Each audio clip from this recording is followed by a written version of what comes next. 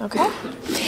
Good evening, and thanks for coming this evening. My name is Tracy Steinkruger. I'm a senior planner with the City of Burbank's Community Development Department, and we're here tonight to talk a little bit more about the Talaria at Burbank project over at 3401 West Olive Avenue. First, a couple of quick introductions. This evening, we have our city manager, Mark Scott, with us, who's going to make a couple quick remarks here in a second. Also, our community development director, Joy Forbes. We have our deputy transportation planner, David Kriske. And we also have Sarah Kopp, who is with us from Rincon Consultants. They were part of the environmental team that looked at the proposed project. We also have the applicants in the back this evening who are going to be listening and potentially asking or answering some questions that you might have. And before we get any further, I'm going to turn the mic over to our city manager to make a few quick remarks. Thank you. Good evening, everyone. The good news is I haven't been elected to anything, and so I have no reason to spend your time with a long speech. So I just want to say, give us your name, please. I'm Mark Scott. I'm the city manager of Burbank now for about 13 months. It occurred to me, and it probably bears mention, as I looked up at the date up here, that 13 years ago on this date, I probably had just gone through the longest day of my career, as all of you had wherever you were, as we were reeling with the shock of what was going on in our world. And I guess we still have a lot of shock going on in our world, but it's nice. It's always been something that spoke to me, that it's a nice thing about where we live, that we get together with our neighbors and we can go through things and deal with our issues in a nice forum. And it's nice to have a chance to be here in Burbank and to be meeting some of our neighbors here tonight. We got more coming in as we're talking. We're here in that spirit tonight. We're here in the spirit of trying to hear from the people in this neighborhood about this project that has been proposed. As you know, the project is proposed through the regular governmental processes that we have for reviewing development applications. Where some of the staff people are going to describe the project here in a moment. The developer is here. He's in the back of the room. Mr. Cusimano is here, and his representative, Mr. Hastings, is here. I don't know whether they plan. The fact they're sitting in the back row gives me a hint that maybe they weren't planning on doing any presentation. But I did want to point out that they're here. So we're going to jump right into it. We'll let the staff do a description of what the project is. We want to get to the public as quickly as possible. It's not a public hearing tonight. This is a public information meeting. As far as I'm concerned, it's an opportunity to hear what you've got to say, and that's my main purpose tonight, is to hear what you all have to say. We'll have the formal public hearing on this on October 7th at City Council Chamber. We'll have, if you've been there, that holds about, what, 200 people, Council Chamber? A little less than that. Just in case, we'll set up downstairs with the TV as well. We'll try to make it as comfortable as that building can be made. Sometimes those meetings go on and on. That's the governmental process, and I'm glad we have that process, so we'll work with that as well as we can. The City Council will then discuss it among themselves and either make a decision or give us additional direction that we need to pursue before they do make a decision. You won't see any council members here tonight, and it's not because they wouldn't like to be here. It's because they're constrained by the fact that they are the body that has to make the final decision. And under California law, when you've got an application in front of you, the testimony they receive has to be testimony they get on the record. And that means they're not supposed to receive information outside the public hearing process, although inevitably you run into somebody in the grocery store or whatever, and the council will disclose that on the record if those kinds of contacts occur the night of the public hearing. But it would be inappropriate under California law for them to be sitting here taking testimony from anybody, and we try to run our processes just as clean as we can. So that's why they're not here. But believe me, it's not because they don't care what you've got to say. They're not here because they're constrained about not being here. Okay, with that, I'm going to turn it over. Question. Yes, sure. How do they get their feedback? They are required to take their testimony on the record. Now, before they... What we tell you tonight, how does that get to them? You actually, we will write up a report that summarizes, but it won't be verbatim, every speaker, what they say. And they will get that, and it'll be in a public record report that everybody has access to. But for the most part, they're required to take their testimony on the record, just like a judge would. And so that night, they will look at they will get a packet of information that'll be, I don't know, probably be that thick before their hearing.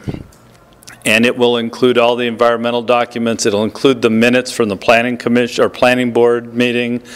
It'll include any written correspondence that anyone provides. That will be in their packet of material that they will get before the meeting. They'll get maps and charts and all sorts of things that is available to everyone in the public. The big point is it has to be available to the entire public. And so they'll spend hours studying the stuff they get. And then the night of the meeting, we'll sit there for more hours taking testimony, and they'll listen to all of that before they decide. So that's the process. We hope that a meeting like this allows an opportunity for questions to get answered, and it also is an opportunity for the city staff to get an opportunity to hear the issues that people in the public have got. Now, some of the staff feels like they've gotten a lot of that information already, but we've had people come to City Hall saying we didn't do enough of this and we need to take more input. And for me, being relatively new, it's a good opportunity. So anyway, that's the spirit of this meeting tonight. Okay, I'm going to let you get started, and we'll try to get to the public as soon as we can. Okay. So tonight on the agenda, we're going to just provide a quick recap of the project. It might help out for anyone who hasn't been following along too closely so far. Then I'd like to give you guys a little summary of the environmental review process, and in terms of how we do that, that's dictated by the California Environmental Quality Act, so we'll go over that a little bit. And then once I'm done making my presentation, we're going to start with questions and answers. So if you have a question that you've been dying to ask of staff or the environmental consultant, we'd like to get those out of the way first and foremost, and then we'll wrap up tonight with comments. So if you'd simply like to provide some comments in support or in opposition to the project, we'll take those then. The purpose of CEQA is all about two things, public participation and disclosure. And when I say disclosure, it's about disclosing the environmental impacts of a proposed project or a proposed action. And it's also about identifying ways to reduce the impacts that may be had, whether it's traffic impacts, air quality impacts, impacts to wildlife and fish species. It really depends. And the CEQA process looks at a whole host of different issues, and some may impact more areas more so than others. And sometimes the things that are impacted in Northern California with a project aren't necessarily the same things that would impact areas in Southern California. But the biggest thing is looking at alternatives and making sure that information is communicated to the public. So looking at the environmental review process so far, back in March, we had a scoping meeting, which was when we sat down with the public and we said, hey, we're kicking off the CEQA process. We want you to help us by identifying issues that we need to study. After that meeting in March, we moved forward with preparing the environmental impact report. And we released a draft of that in late May, early June of this year. That went through a 45-day review period where we solicited comments from public agencies, federal, state, regional, local, and also from the public on the proposed project. And I think there's actually a couple people in the room who actually submitted comments on the draft environmental impact report.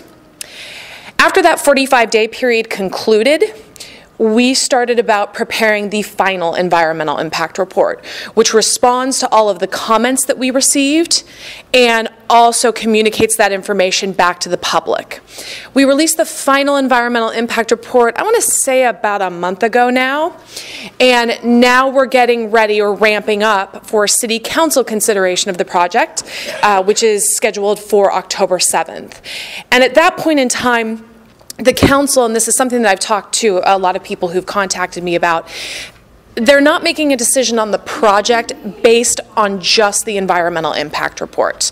As our city manager indicated, there is a whole host of information in the council packet that they will be using to make their decision. There will be a staff report. There will be a host of exhibits. All of the public correspondence that we received leading up to the planning board hearing, after the planning board hearing, planning board minutes, site plans, maps, a whole host of exhibits that the City Council will use to make their decision. So the idea that the environmental impact report is the only thing that Council looks at, just not true. They're going to be looking at a host of information. So for anyone that's not familiar, here is the project site that's for the Talaria Burbank project. It's generally bounded by Alameda Avenue to the north, Lima Street to the east, West Olive Avenue to the south, and the 134 ramp to the west. It's a ballpark 424,000 square foot development that is comprised of 241 residential units and about a 43,000 square foot retail space that's been identified as the applicant to be filled by a Whole Foods supermarket. It's 4 or 5 stories in height depending upon where you're at on the project site. They are providing a total of 760 parking spaces, and there will be separate parking for the residential portion of the project versus the commercial portion of the project. It's being provided at grade and also through about 2 levels of subterranean parking spaces. There will be vehicular access off of Olive Avenue, Lima, and also off of Alameda Avenue. Kind of a schematic there of what the development is proposed to look like. And so what the EIR looked at was, it looked at a variety of issues, but then what it did is it really zoomed in on the issues that we anticipated having the greatest amount of impact. So we looked at aesthetics. We looked at changes in visual character, possible light and glare issues, shadows that may be cast on surrounding properties or onto the street. We looked at air quality, both on a temporary basis when construction was occurring and over the long haul. We also looked at greenhouse gas emissions, which is something that local jurisdictions and projects subject to CEQA have only recently had to start looking at as part of their environmental analysis.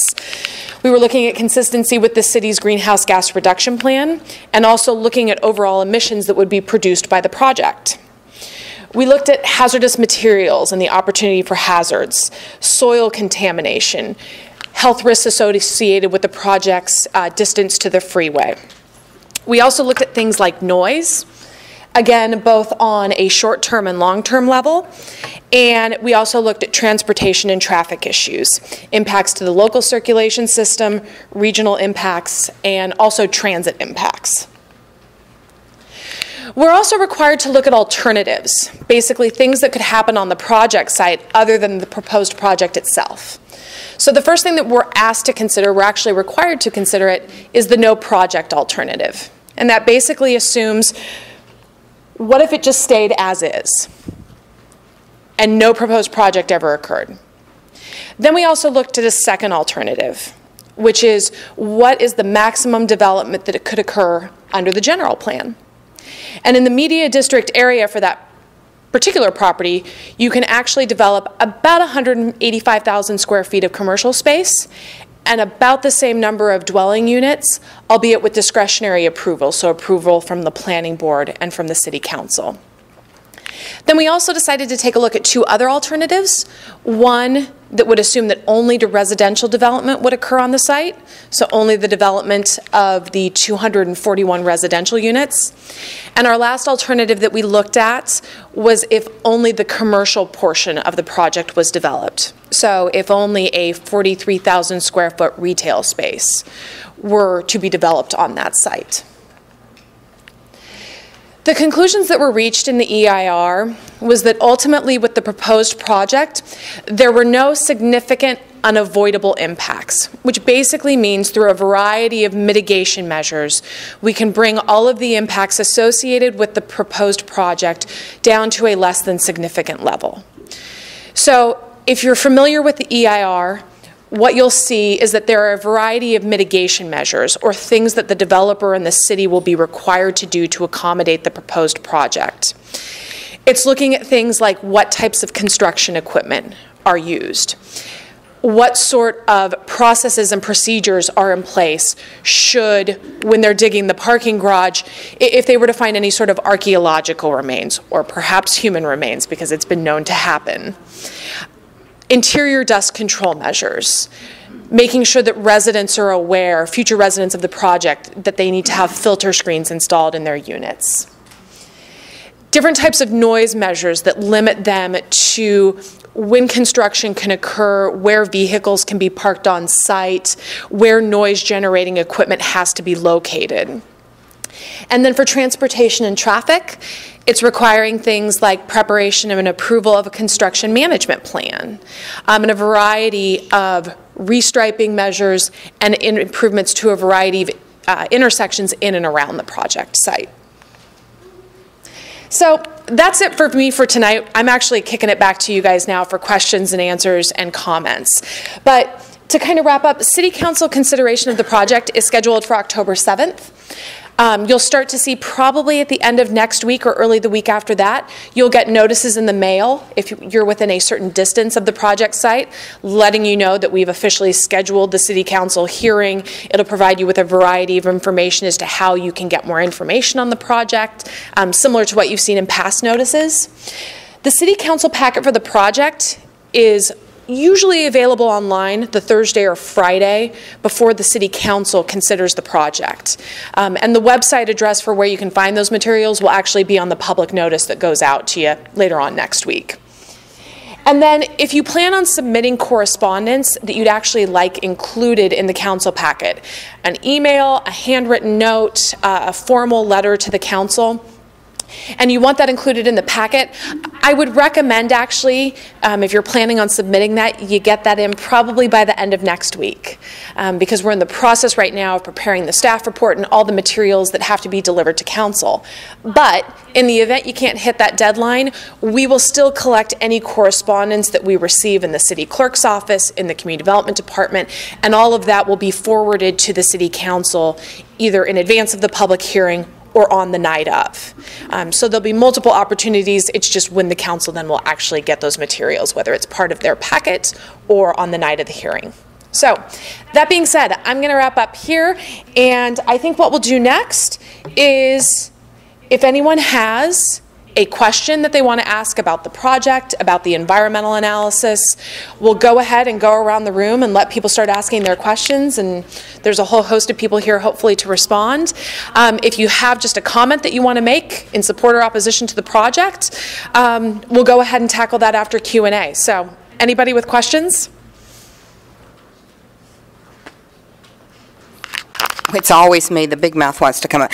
I'd like to find out, when you did the traffic study, did CEQA, who is under the gun right this moment for the bullet train, because Hollywood Way and Buena Vista are going to be totally impacted by this. There was an article in the Burbank Leader, I believe, last week. So was that taken into account for all this traffic that you're talking about? The bar and pass and the universal things, and how can you count cars on for the things that haven't been built yet? Have to take into that with the noise and stuff. We were also told there was going to be another traffic study in our neighborhood. We'd like to know when that's going to take place. School has started, and several of us have almost been run down a couple times. I know that you did put a little sign up there, keep clear, so that I could possibly get out, but after the policeman left, that was of no use whatsoever, because it's blocked constantly, so we can't still get out of our streets. And I will be by to count those bicyclists, just so you know. Thank you. Those are good questions. I'll talk about generally how we, the one question you had, how do you count the traffic from projects that haven't been built yet. There's a big part of the traffic study that adds the traffic from projects that have been approved by the City Council in the past, but have not yet been completed. In Burbank, we have a challenge with that because we have a lot of studio development that has been approved by the council and has not been built yet. What we do is we go back to the historical studies and also look at that updated as well to find out what was the traffic generation expected from those studio developments, and we tally them all up based on what's been approved. We take that traffic and we basically layer it on top of all of the existing counts and traffic counts that we take that are just literally counting cars on the streets and in the intersection. So you'll have a base level of traffic that you count through the counts. Then we get all the studio projects, Disney, NBC Studios, Warner Brothers, Bob Hope project. We add all of those projects' traffic on top of that, and we actually route the traffic where we think it's going to go and what those studies said. We also include what we call an ambient growth factor, which is accounting for a small amount of regional and other background traffic that's added during that time. It's usually between 1% and 2% per year of the existing volumes we add to represent that. And that gets the future project, the future conditions at 2017. Keep in mind, we have a 2017 horizon year. We've added all the studio traffic as if it occurred in 2017, which we know is not true, but we have to do that to account for everything that we have already approved in Burbank. And then on top of that, we add the project traffic to it to see how it relates to all of the cumulative traffic and the existing traffic. So that's how we, in the traffic study, we account for that. About the train, though. High-speed rail is not a project, cumulative project. It's still, their scoping period just started. We have just no information really to be able to predict that yet. We haven't heard from high-speed rail what that means. So because of that, how this project would be totally, because it's talking about Buena Vista and Hollywood Way, which are directly affected with what you've shown us here. Right. If that's already being a problem, and it hasn't even been finished counting, how can you say that we're going to be safe and sound and have no problems here when you yourself or the city people have already said CEQA says there's a problem here? CEQA doesn't require us to guess. We have to identify projects that they call reasonably foreseeable. And although we know high-speed rail is coming, it's not completely funded. It's not been fully defined yet.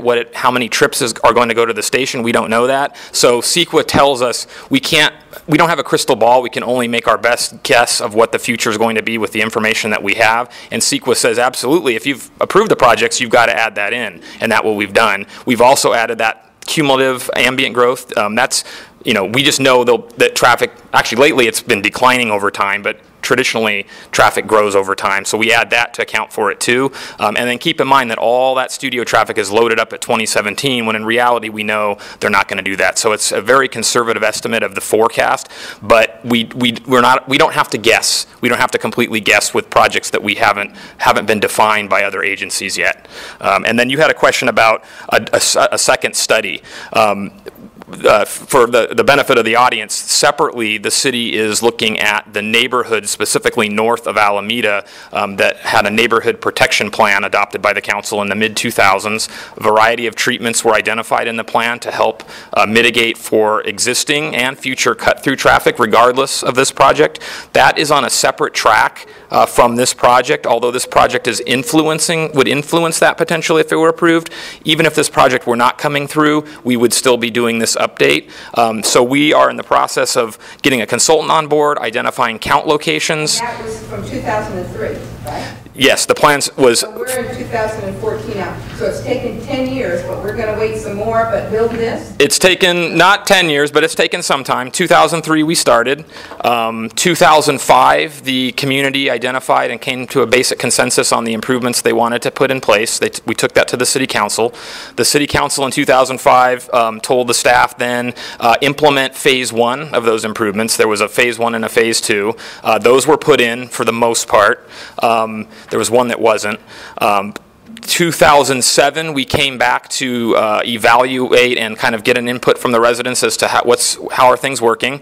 Unfortunately, right at that time, the Hollywood Way 134 ramp project started, and so from 2007 to 2011, we had not chaos, but lots of changes in traffic. We had ramp closures, we had street closures, we had detours, we had lanes closed.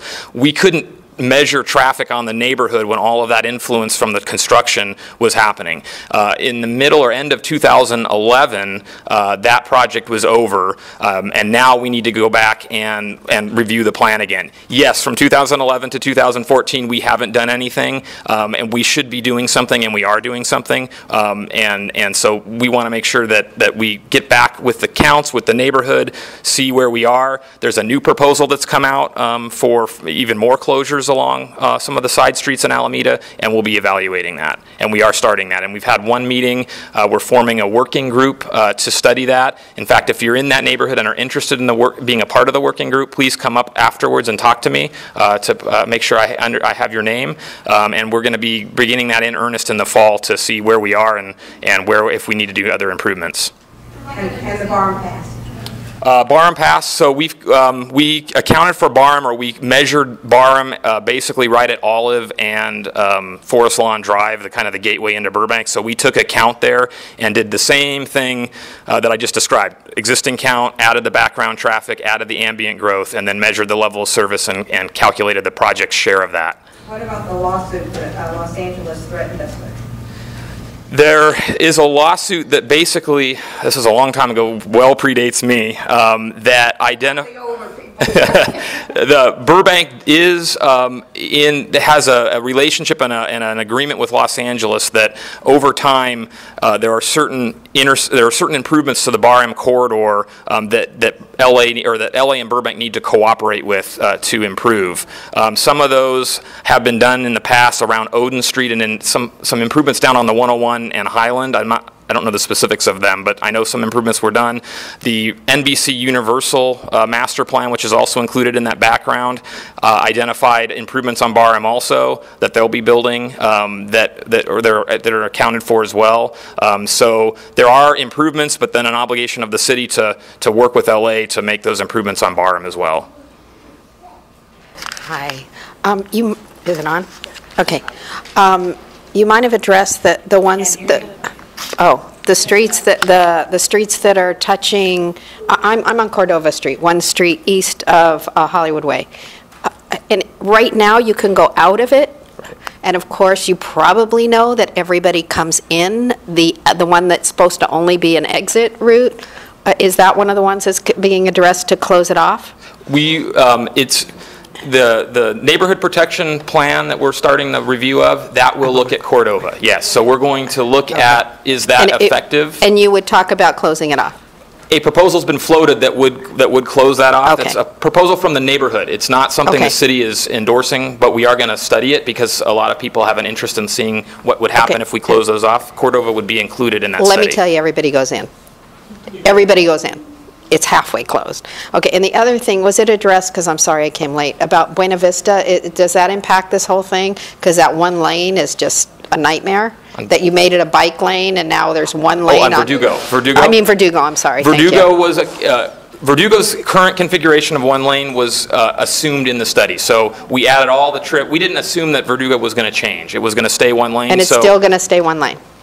This project is not required to change Verdugo, no. And it's not an issue in what we're talking about tonight? There's a separate process that will be coming back to the council about Verdugo, probably late part of the year. And we'll have a meeting like this, hopefully? At this point, it would be a council meeting to ask them to make some further improvements to Verdugo. We've got a grant to do some further improvements on Verdugo. Can we include citizens?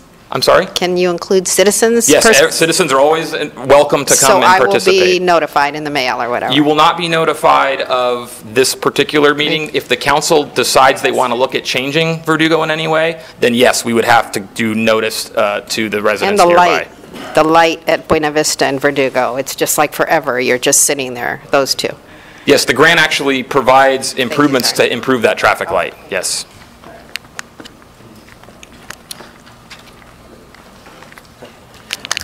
Hello, Carlos Ellis-Rocky. I'm not going to scream tonight. I did that at the last meeting. I'm a father of two young girls, so this is more of a question and comment at the same time. I do walk my dog 2 times a day, 7 days a week. I live on Avon. I will tell you that while Cordova is bad, Avon is worse. I think Avon is the only street from California through Cordova that is open all the way through to Olive. I don't know, my question is, will that still remain the same? Will that be the only street out of those 4 that will be open all the way to Olive? Let me just back up real quick to clarify the neighborhood protection process that we're talking about with the various streets and looking at all of the streets. A is going to include all the streets, not only just the 4 streets, but actually we're going to take and look at the streets all the way to Buena Vista, all the side streets and up to Oak, and even now beyond Oak as well. Again, that's a separate plan process that we're going through.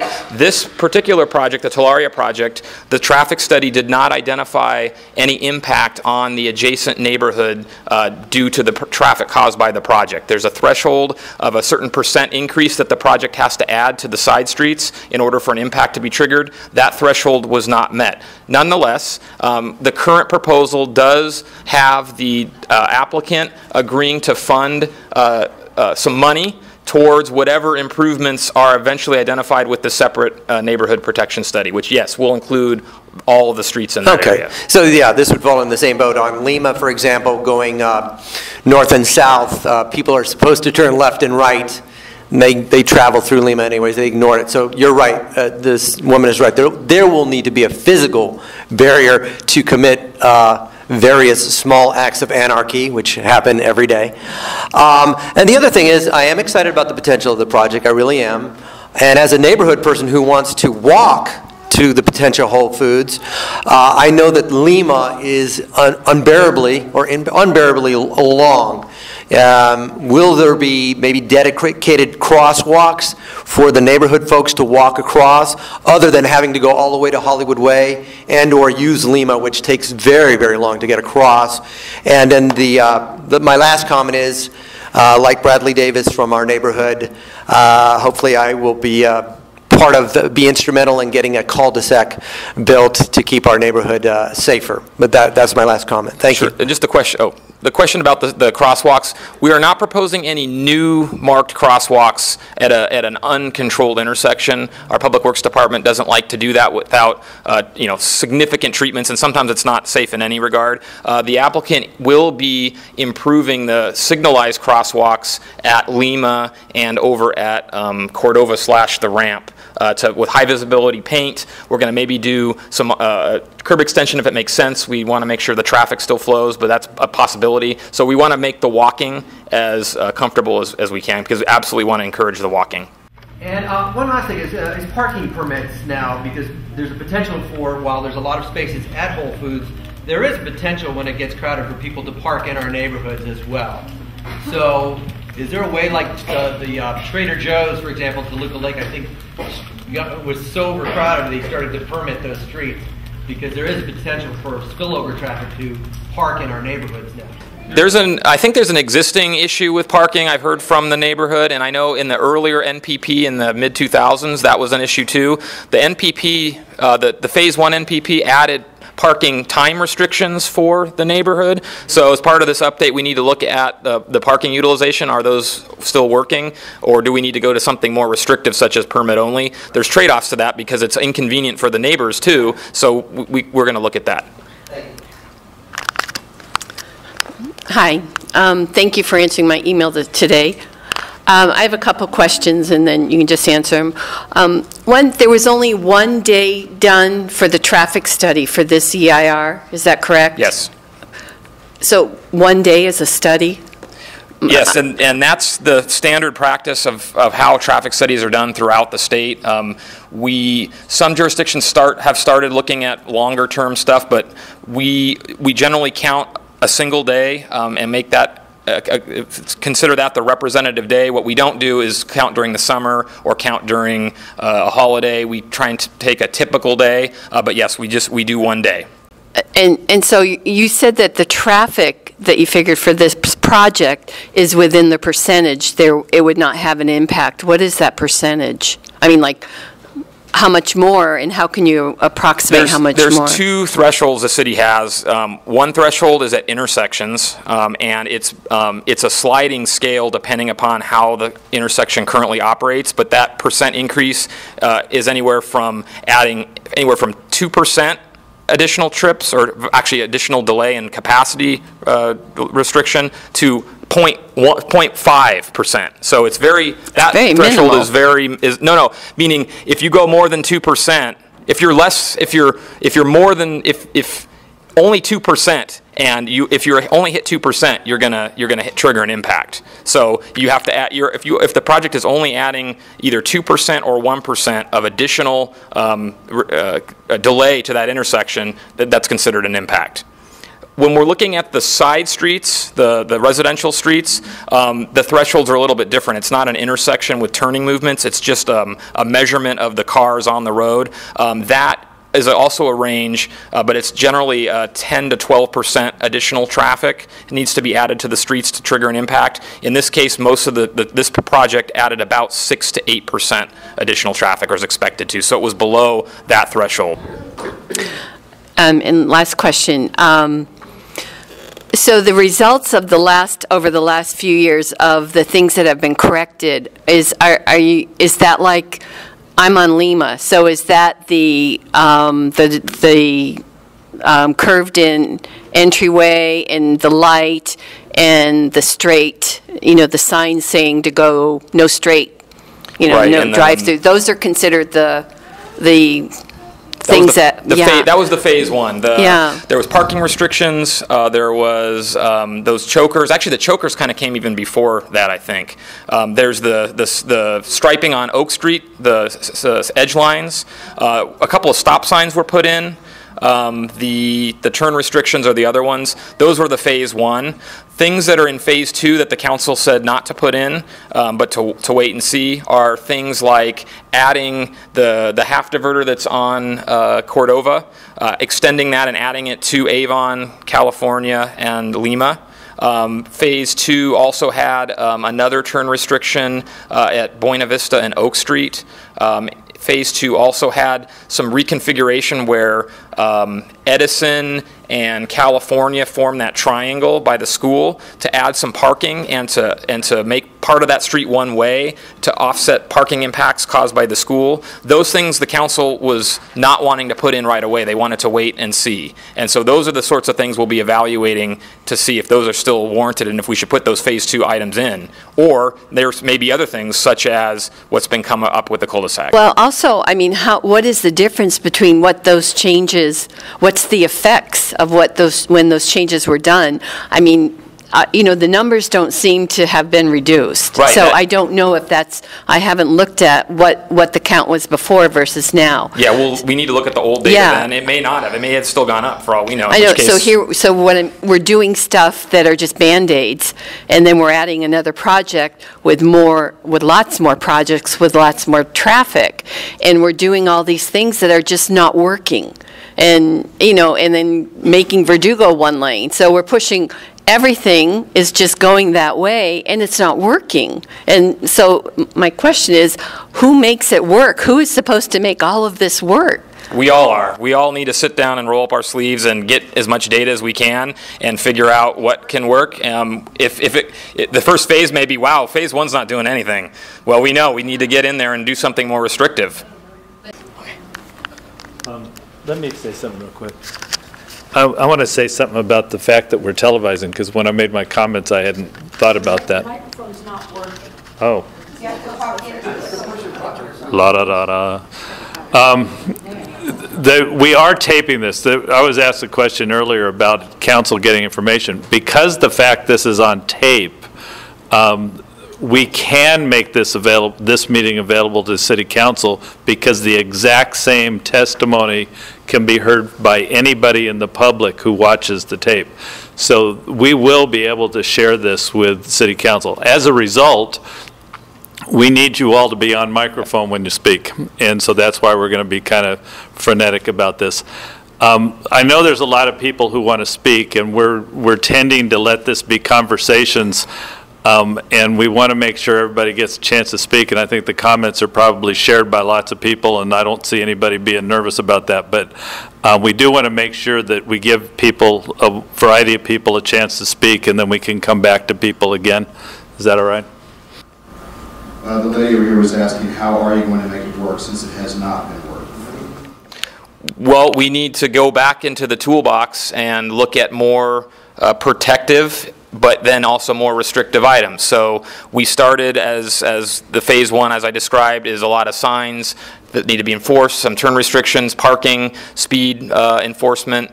If those, we'll take some counts again. If that has determined to be not working, if volumes and speeds are just as bad or as worse as when we did this 10 years ago, then we need to look at things that are more restrictive. We need to look at the partial diverters perhaps, or chokers or other things. If that's not deemed to be worthy of working, we may need to go to something like the cul-de-sacs. So that, I mean, at the end of the day, the cul-de-sac's the cul-de-sac. There's no traffic getting through at that time, but we need to be cautious. You know, nothing's a panacea. The cul-de-sacs could have some really downsides too. It's going to be more inconvenient for the neighbors. It's going to add traffic. All the traffic's got to come out and go out on one central point, Oak Street perhaps, or up to Verdugo. And that may be fine with the neighborhood, but we need to try and evaluate that, and that's what this process is intended to do. 10 years later, logic dictates it's not working like it was 10 years ago. It's the bottom line. I mean, it's a fallacy of logic to think otherwise, but thank you for the comment. A couple of questions here about mitigating traffic and the traffic issue. Do you guys live in the neighborhood? Are you within 2 miles of the proposed Talaria project? I live on the other side of I-5, but I do live in Burbank, yes. Anybody else live within 2 miles of the Talaria project? Tracy? No? That's not relevant. It is to me. Okay. What's the question? I was about to ask it. Getting back to the traffic, sir, you said on your follow-up at the Planning and Zoning meeting the other day, you were talking about, in your follow-up, about how Burbank basically, correct me if I'm wrong, but basically you deal with mitigation after the fact. In other words, you wait for the problem to get worse, then you figure out how to deal with it. Did I miss something on that? Yeah, I was probably not clear. I think, is this at the planning board hearing? Yes. You're talking about? I think the question was in reference to the neighborhood protection plan and how it relates to this project and why are we doing it after the fact. And what I said and what I meant to say was normally project impacts caused by a project they do need to be put in place before the project is built. So the 4 intersections where we have impacts as part of the EIR, identified in the EIR, those will have to be mitigated prior to the project opening, with one exception, which I'll get into in a second. The neighborhood protection part of it, that's a broader neighborhood traffic problem that has been identified. There is no specific project impact to the neighborhood, so there is no specific project mitigation for the neighborhood that needs to be put in place before the project is opening. And so that could have been the confusion. There is one exception. One of the improvements at Buena Vista and Olive involves left turn lanes, adding a second left turn lane. That one we recommend that the city have the flexibility to add that when the traffic warrants, because what happens is in that particular type of improvement, if you add that before the traffic rises to the level that it's really needed, you can actually make the delay worse. And the good example is sitting there at a left red arrow. Everybody hates that. Adding an improvement requires a left arrow. We want to make sure we add that when it's actually needed, and we need to put that in at a future level of traffic that we want to make sure actually occurs. Well, who decides and what criteria do you use to decide that when it's actually needed? For that particular specific case, it would be the city. We have to monitor traffic on an ongoing basis. That's part of the mitigation monitoring program, which is part of every EIR. We would be doing that. And my final concern, you keep bringing up 2017 as what you've done your study out to. Does that encompass the 4.6 million square footage that has already been planned to be built in and around that area? Yeah, that we added that all up on 2017, yes. And so 2017 incorporates as if all of that had been built by 2017. Right. And which is very conservative. And that's a guess, because projection is a guess. I mean, You say you don't guess, Yes. but you say you do projections, but let's Yes. face it, projections are guesses. Sure. The reason I asked you if you lived by is because I am in the neighborhood every day, and the numbers I hear you talk about, I'm sorry, I'm not calling you a liar. I'm saying they don't line up with the application, the real world of what's going on out there now. It's already out of control. So I'm scratching my head trying to figure out how is it going to get any better with this much development going into such a small area. Please enlighten me, because no numbers can justify what I already see. Yeah, I mean, there are qualitative observations and there is quantitative measuring. Neither one of those is perfect. We try and do the best we can with the state of professional practice that we have. I think that our numbers and our quantitative recommendations are close, at least in existing conditions, to what is observed generally. The qualitative observations of folks in the neighborhood, I don't have the ability to judge that. Some people are going to think that the traffic out there today is horrible. Other people are going to say, oh, it's bad, but it's manageable. That qualitative is hard to judge. What we're trying to do is use quantitative, data and measuring against a set of thresholds that have been adopted by the city to try and estimate that increased traffic and if there's going to be a problem or not. Let me say one. Sure. Yeah, it's a great question, and it's a question we have to deal with all the time, because we get development projects. Every city gets development projects, and we have people who buy property that has zoning, and there's a certain expectation of being able to do development within those properties that people buy.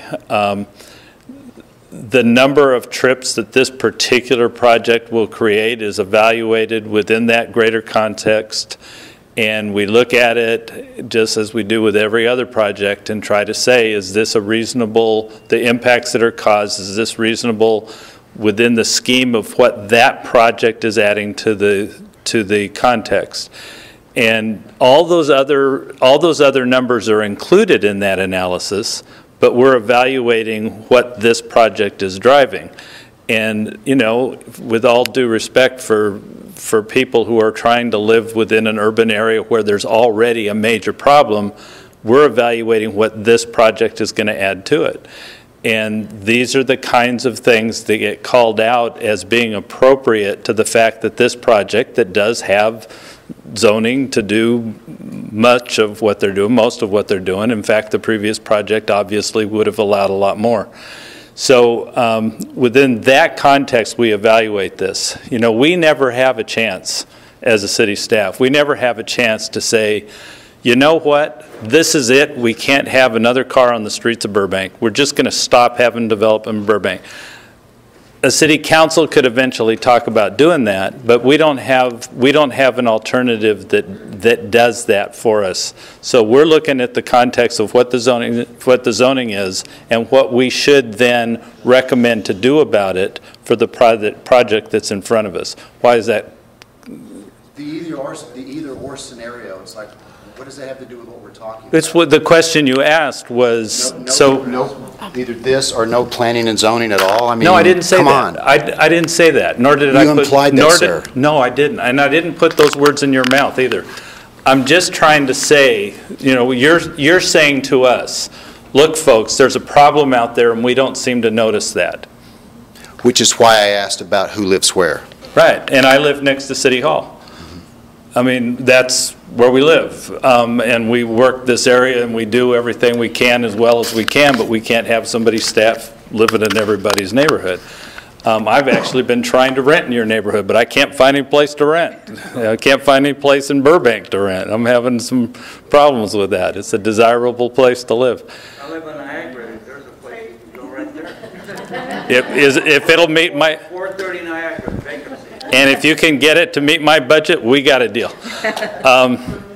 And if they'll take my dogs.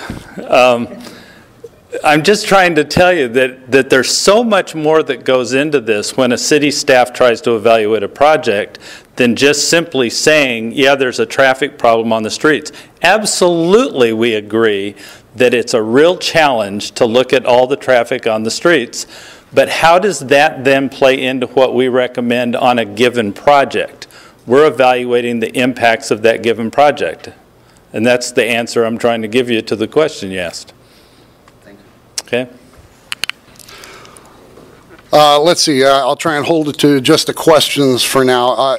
Am I clear in understanding that the discussion of cul-de-sacs, parking permits and such, that is not on the table for the council to be discussing on October 7th? That's all possibly down the line, if at all. That's not among the points under consideration. If they, I suppose they could suggest it, but you don't have any of the data to give them, you don't have any analysis to give them as to what would happen if those streets, for example, were turned into cul-de-sac. No, we don't have that yet. The only tie to this project is the commitment to some funding by the developer for whatever improvements are eventually identified. Okay, and you also, you said that there will be monitoring of this in the future. How often, what kind, how long?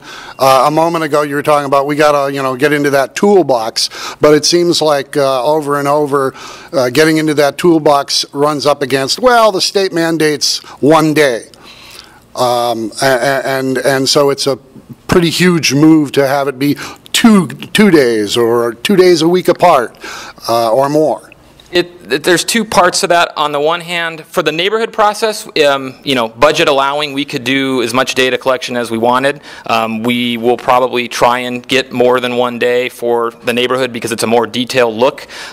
For the traffic study for a project applicant, we are responsible for evaluating the project's impacts on the street. The applicant, pays for that study. We administer it.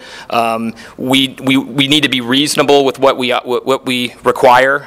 We don't want to, collecting data is still expensive. It's getting cheaper, but it's still expensive. So in that context, we still take basically a day's worth of data. We do have lots of historical data from other traffic studies and projects. We do take a look at that 1 day.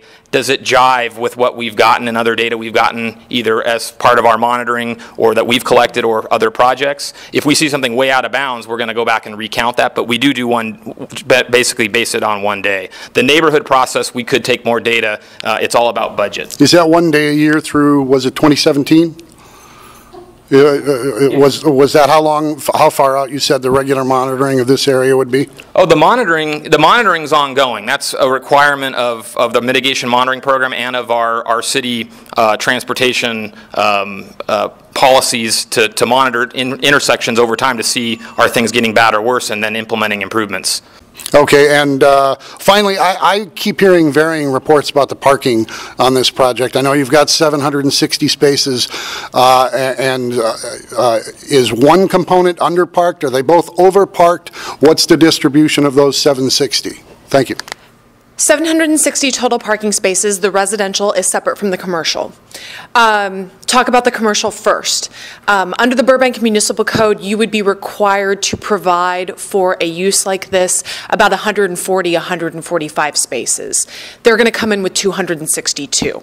So quite a few more than what's required by code, obviously. Look at the residential component of the project. They are meeting the parking requirement with regard to the residential tenants that will be living on the project site. Where there is a tiny bit of deficiency is we have a separate parking requirement exclusively for guests of the residential use. The requirement there would be about 60 spaces. They'll be providing about 40 spaces. That being said, we think it's reasonable to assume our parking requirements generally assume a little bit, for example, 1-bedroom units. We look at more than 1 space per unit. So if I'm living in a project like this, if I have a residential guest and I have an extra parking space, obviously I'm going to have them park behind the security gate where my car is. We think that that's reasonable to assume that there'll be a little give and take there as well. Parking for the residential component of the project will be gated. There will be security gates, and after certain times of day, residential tenants will have to basically buzz in guests so that they can park there as well. So little different parking situation depending upon the residential portion of the project versus the commercial. I think it was the intent of the applicant to provide well more parking that was required by code for the Whole Foods. So one small follow-up. Is the compact space dead in Burbank now?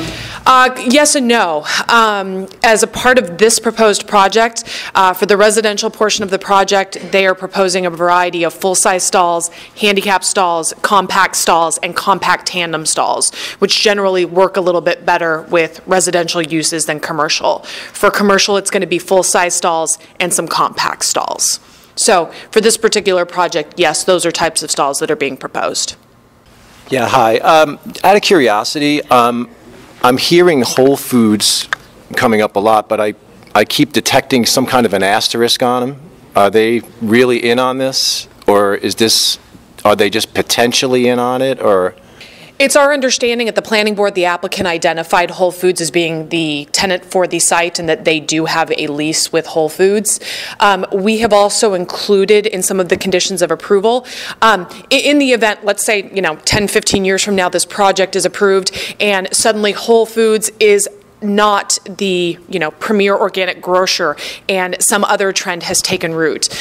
We've put a condition on the project that basically says if at some point in the future Whole Foods were to leave, it has to be demonstrated to the satisfaction of the community development department that the grocery retailer that would be occupying that site is basically the same type of grocery retailer that you would see consistent with a Whole Foods. So is it just the developer that is telling us Whole Foods is in, or are we just taking their word for it, or how's that working? Because I'm just wondering, if it's going to end up being a food for less or something, I think the way that the condition of approval is scripted now, it would require that the applicant, whether it's a Whole Foods or some other grocery retailer, would have to provide a grocery retailer that basically meets the, again, the needs and the demand that's associated with a Whole Foods. Quite all right. Okay. Hi. I have only had an opportunity to briefly look over the EIR online, and one thing I haven't seen is what is the impact to our schools? I know the developer pays a one-time fee. They've said at a neighborhood meeting, people with kids won't live there.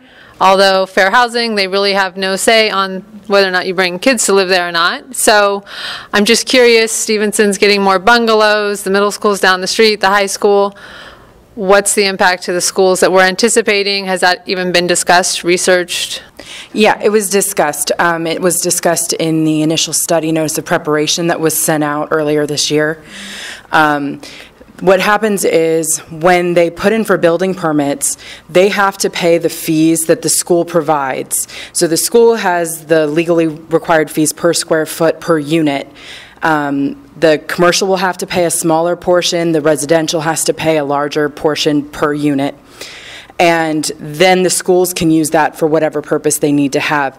And the state of California has determined that payment of those fees is considered a sufficient mitigation, so we don't have to require anything above and beyond that according to the state of California. So just the one-time fee and they're off the hook?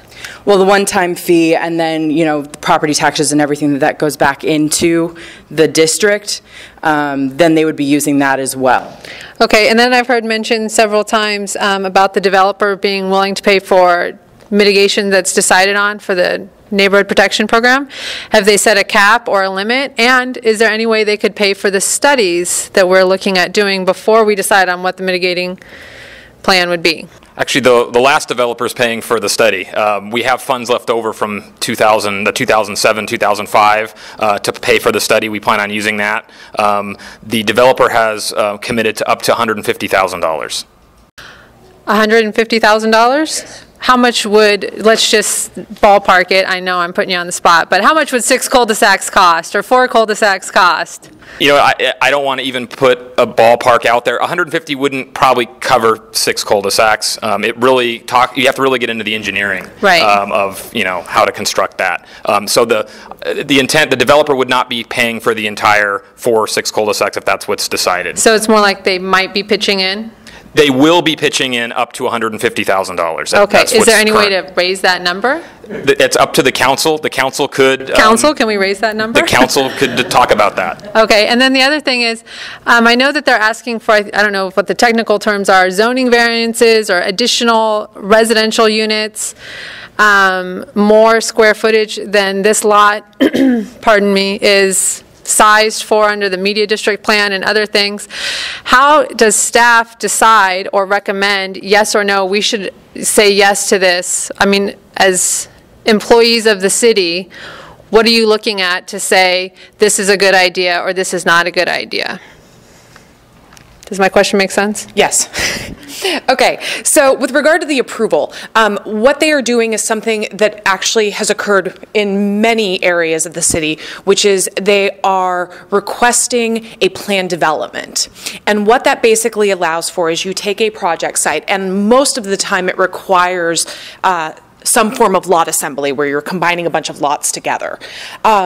And what you're asking for is unique zoning and unique development standards. So, for example, in the case of the proposed Talaria project, you've got a bunch of different properties. Some of them are zoned one thing, some of them are zoned something else, and the developer is asking to assemble those all together, have unique zoning for this particular property, which in this case would allow for things like residential, which is already allowed, the supermarket use, alcohol consumption on and off sale, retail, etc. So that this specific parcel, if it is approved, will have its own unique zoning. Likewise, it will have its own unique development standards. Things like the number of parking spaces that are required and how those are divvied up, landscaping, maximum height, maximum number of stories, how the floor area ratio or how much of the parcel is being built upon.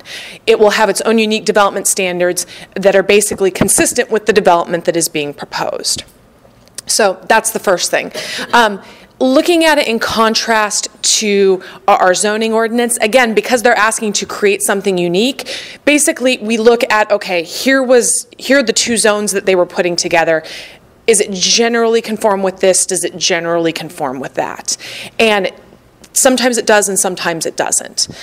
So we kind of go through that checklist. Also, we compare it to the relevant specific plan, which in that area is the media district specific plan. The two big things that we look at are FAR, the floor area ratio, which for the media district commercial area in the general plan is 1.1. The other thing that we look at is the residential density limit, which in this case is 58 dwelling units per acre. That's being generally met. The FAR that's being proposed for that commercial portion of the site is way less than what could be done under the general plan. I think I said earlier it was like 185,000 square feet of commercial space. This is about 43,000. Looking at the residential component of the project, at 58 dwelling units per acre, you could do about 222, 223. When the council adopted the general plan, about a year and a half ago, there was some policy language in there that basically said, with discretionary approval, so with council approval, a project that is deemed exceptional, and the council is the one who will ultimately make that determination, a project can request up to a 25% increase in either the commercial portion of the project square footage or the number of dwelling units, the number of residential units that can be requested. So in the case of this particular site, I think the applicant could have requested up to like 275 units if it was considered exceptional under the general plan. They are requesting to be considered exceptional and are requesting 241 units, so about 18 or more so than what could be done under the max general plan scenario. So then the question becomes, what makes them possibly exceptional? It's a combination of things, and I basically say they fall into one of two categories. It's amenities provided by the proposed project, and then it's also the conditions of approval that are placed upon them by the city. If you go through the list of conditions of approval now, some of the transportation improvements that David previously talked about, improvements to some of the pedestrian crosswalks along Alameda, some of the transit improvements that they're proposing to make, they're not necessarily things that our code requires. we are asking them, the developer, to commit to go above and beyond what would be required by code. Sustainability things, the use of Energy Star appliances, providing solar on the project site to address some of their own energy issues. It's really a variety of things that transcend our planning department, our building department, our parks department, that ultimately it's simply more than is what is required in our Burbank Municipal Code, and we believe at the staff level that enough has been incorporated into the project that it merits a recommendation of, this many more units for the project. It's about 8%. But again, ultimately, the planning board makes a recommendation on that, which they have, and the council will be the final, approval authority on this. So we'll make our recommendation, we'll provide them the rationale for how we got to that, and we'll see where we end up.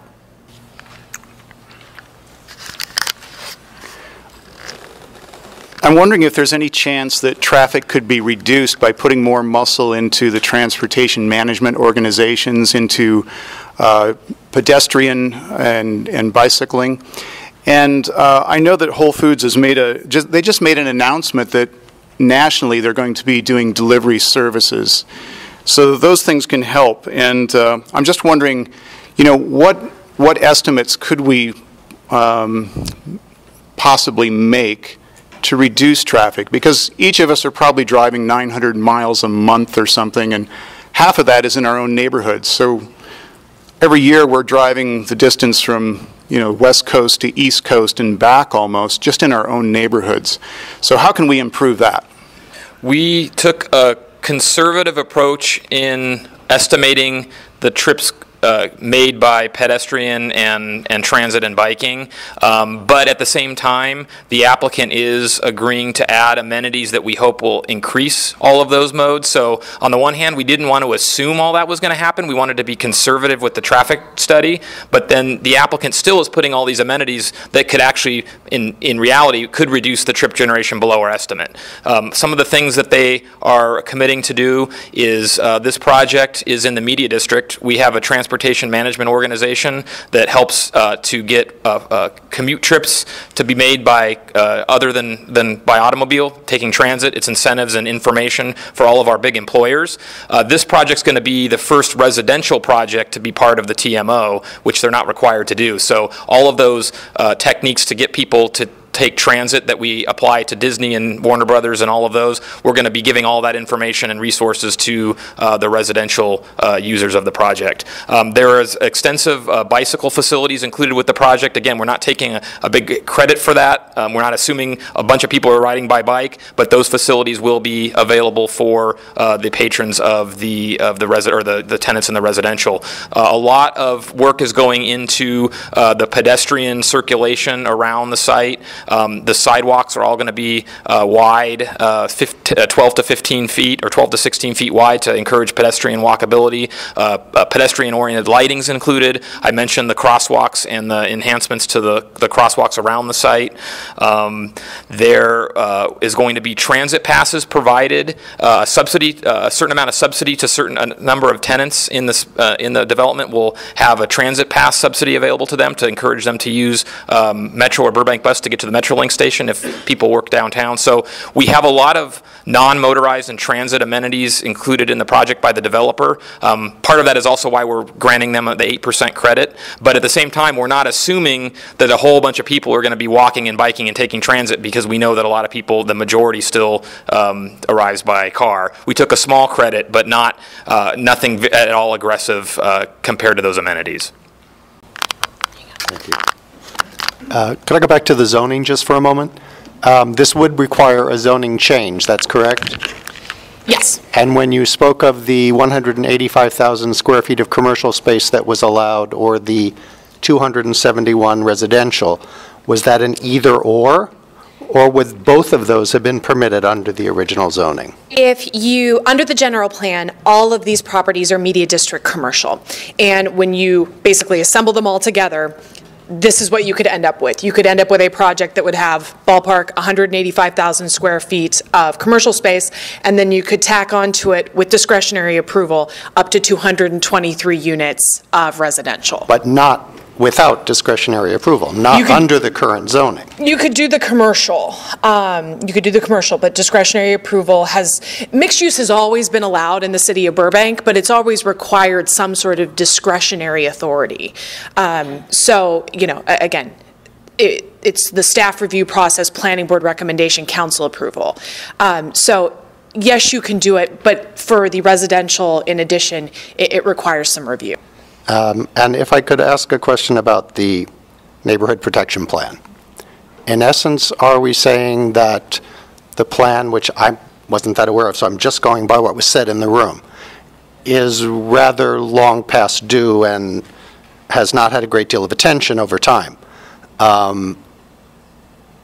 has no reference whatsoever to this project, and this project could proceed in our neighborhood with nothing being done on a protection plan for the neighborhood, and that protection plan would only occur afterwards to mitigate the effects of this project? Remember, the project, at least according to our analysis, and the council can always impose additional conditions, according to our analysis, this project doesn't add enough traffic to the neighborhood to warrant them actually having an impact. I do understand all the statistics given in the EIR. I did look at it very closely. And I understand the concept of you have to do this statistically, based on 1 day of statistics. I'm sort of advocating common sense that obviously this project has traffic effects on the neighborhood, substantial effects. Does the council take that into account beyond the numbers in the EIR? Yeah, the council is going to evaluate the data and the analysis and the conclusions and our staff recommendation. They will also, however, bring into it the public comment. So the council could easily say, you know what, the EIR says X, Y, Z, but we want to make sure that additional things happen with the project. That's within their purview. But as the recommendation going before them today does not specifically have any language that says you shall not build your building until the neighborhood protection plan is done. That is not currently included. It's our intention to do it in parallel, but I think your question is there some hard and fast requirement? And the answer is no. But we will be doing them in parallel. Right, so something as simple as the fact that this project is a block away from our elementary school, and that common sense tells you that an increase in traffic is an increase in danger. That will have no bearing whatsoever on the council's decision. The council is going to take all of this into account, and as I think we talked about before, the EIR is one part of that information. So they are going to hear testimony, I'm assuming very similar to what we hear tonight. They're going to have this available. That is totally within their purview to make a recommendation different than what the staff is recommending. What is the staff recommending? The staff recommendation is to recommend the project with the mitigations, with all the mitigations included in the EIR, as well as all of the conditions of approval that are in there in that document, along with the 8% density bonus. All right, thank you. For exceptional. Yeah, my question is threefold. They are going to be apartments or condos? They're planned to be apartment rentals. And next, does anyone here know what's the vacancy factor in Burbank right now? Apartment-wise? Got a couple of realtors in the crowd. I know, I'm going to ask them. Dan Soderstrom? Pretty low. Pretty low. How much? There's 16 Oh, no one can hear without. Percentage-wise, what's our? She said it's 16%. Oh, no. 16. Very low is what she said. Rentals, apartment rentals? I think there's more apartments. Oh, there's Apartments and homes and rental. I'm talking about apartment rentals. Do we need to build 241 more apartments? Well, I would just say the vacancy rate is very, very low. Forget it, Amanda. She's uncomfortable with the money. Yeah, we believe that the apartment rental occupancy is very, very low. I've got a place at the Avalon Apartments that have got 400 units, and it's at times all 400 of them are rented. So I think that certainly that issue is verifiable, but I think that's very low. The Avalon on Pass Avenue? No, the Avalon, the one over by City Hall. And it gets tougher over by the media, in the media district than it is over there. So 241 apartments are needed to be built in Burbank. You know, our issue is not to serve as the market watchers, but we believe that there's a market for the units, yeah. And they would be 1 and 2 bedroom units? Staff would know. 1 and 2 bedroom units? 1, 2, and I think there's a couple of 3-bedroom units in there as well. So a very small number. And no Section 8 and all that, subsidized housing, all that crap? The development is not required to provide an affordable housing component as part of the project. Do they intend on doing it? The developer? That's not being proposed. Good evening. I've got a couple questions and then some comments on the number of units. I looked at the plans and they actually said there were quite a few 2 and 3 bedroom. About 65% of the units are 2 and 3 bedrooms. And I'm thinking that's also going to add to the number of parking needed. Questions are regarding employee parking, because you will have employee parking for the Whole Foods or the grocery store as well as the building itself. The amenities, they're going to have employees, something like 150 to 200 employees. Obviously, they're not going to be working it all the time, but they're going to need some place to park. Are they going to park in the structure, or are they going to park, again, somebody mentioned on the street? You know, where are the employees going to park? Also, looking at the traffic plan, did they look at the actual number of stops per hour or trips coming in and out of the grocery store into the parking structure? Because I think that's going to be key. You know, we're talking about traffic trying to get on Alameda to and from the freeway, or to and from Toluca Lake, to and from Barham and Olive. And really, when you look at the plans here, and I'm glad they have this up here, you've got the main entrance for the grocery store is off of Lima coming in here. And then there's a secondary parking entry and exit here off of Alameda. Where they're going to meet right here, now this is, again, an underground parking structure. And what is your experience with underground parking? People trying to get in, trying to find a parking spot, congestion, and here's the entrance. So, I mean, you know, you've got, again, how many trips of cars are going to be coming in and out of here, the congestion, people backed up onto Lima, possibly backed up onto Alameda. You know, he said it's going to be walkable and have all these bike amenities and things like that, but we still use our cars, and we still go to and from the grocery store, especially on the way home from work, and that's just going to add more congestion. So it's not about the grocery store, it's about the gridlock and the site placement of the project. I think the project might be great, but where they're putting it is right in the congested corridor. If you look at the Glendale Whole Foods, they've got 5 points of entry and exit, as well as parking next door. There's a parking structure by the mall, so they've got ample parking. Concern is parking and access on this. So, and eventually identifying traffic mitigation measures. I think those need to be clearly identified before the project is approved, and again, that's up to council. So thank you.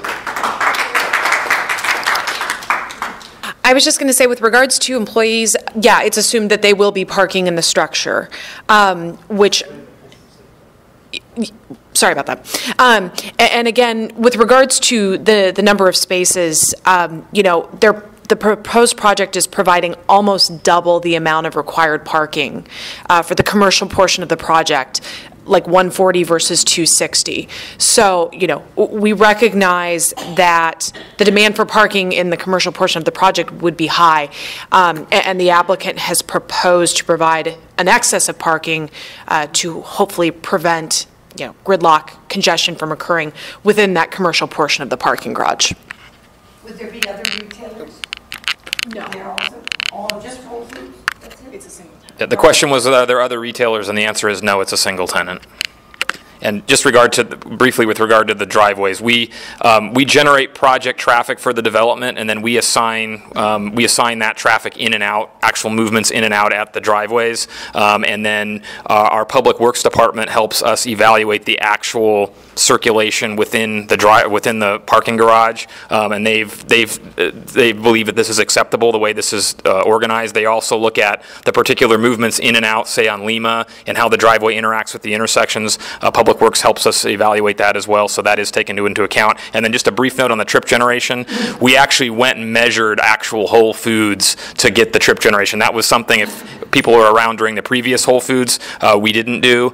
So we actually measured 3 Whole Foods and actually derived the generation from that. We didn't use the standard industry manuals. We wanted to be more accurate. Bit of a historical question, and you probably don't have this information at your fingertips, but could you compare briefly the scope of this project compared to the ill-fated Platt project? Or the size? Yeah, I don't have the size statistics on hand, and I'm not going to put my boss on the spot either, who was a project manager back then. The trip generation for the ultimate Platt project that was approved is a little bit lower than what is proposed here. The original Platt project that was originally went for discussion was much larger, both in trip generation and in size. Yeah, so the Platt, we'll compare it to the Platt project that was approved, right? And not the first one that was denied. But Rolf probably knows better than I do the statistics about it. But it was much more dense, and it included office development, which Mr. Kriske will tell you has a lot of peak hour trip generation associated with it, and then in terms of the height and massing of the project, it got up to 9 stories, so it was a much taller project as well. I'm sorry, I don't have the stats now, but we can make sure we have that available for the night of the hearing. And then we have some repeats, so just to check before we go to them, anyone who hasn't asked the question yet can go. So we've got Alice hasn't asked one yet, and Rolf. So we'll do those 2 first and then go to Mr. Noakes and Mr. Rogers. I have a quick question. According to the draft EIR, I've read the entire thing, all 1,600 pages. And the one thing that really I just can't believe it. I can't really believe it, is that on my street, Lima Street, I'm 7 houses up from Alameda. On Lima Street, I'm going to get 79 new car trips from this project. That's it. So the first turn out of the building, residential or commercial, is Lima. The first left turn is Lima. The second left turn would be California. And you're saying I'm only going to get 79 car trips out of this project? That doesn't make sense. I'm sorry, but that draft doesn't make sense. A day? A day, that's it. That's all I'm getting out of this project. So the residents coming back to the project are going to go down my street because there's a signal. The people that are leaving are going to come out of my street because there's a signal. It doesn't make sense. The trip generation doesn't add up. Well, yeah, this isn't a perfect science. We try and figure out for the side streets particularly. The side streets are harder to model. The bigger streets are a little bit easier.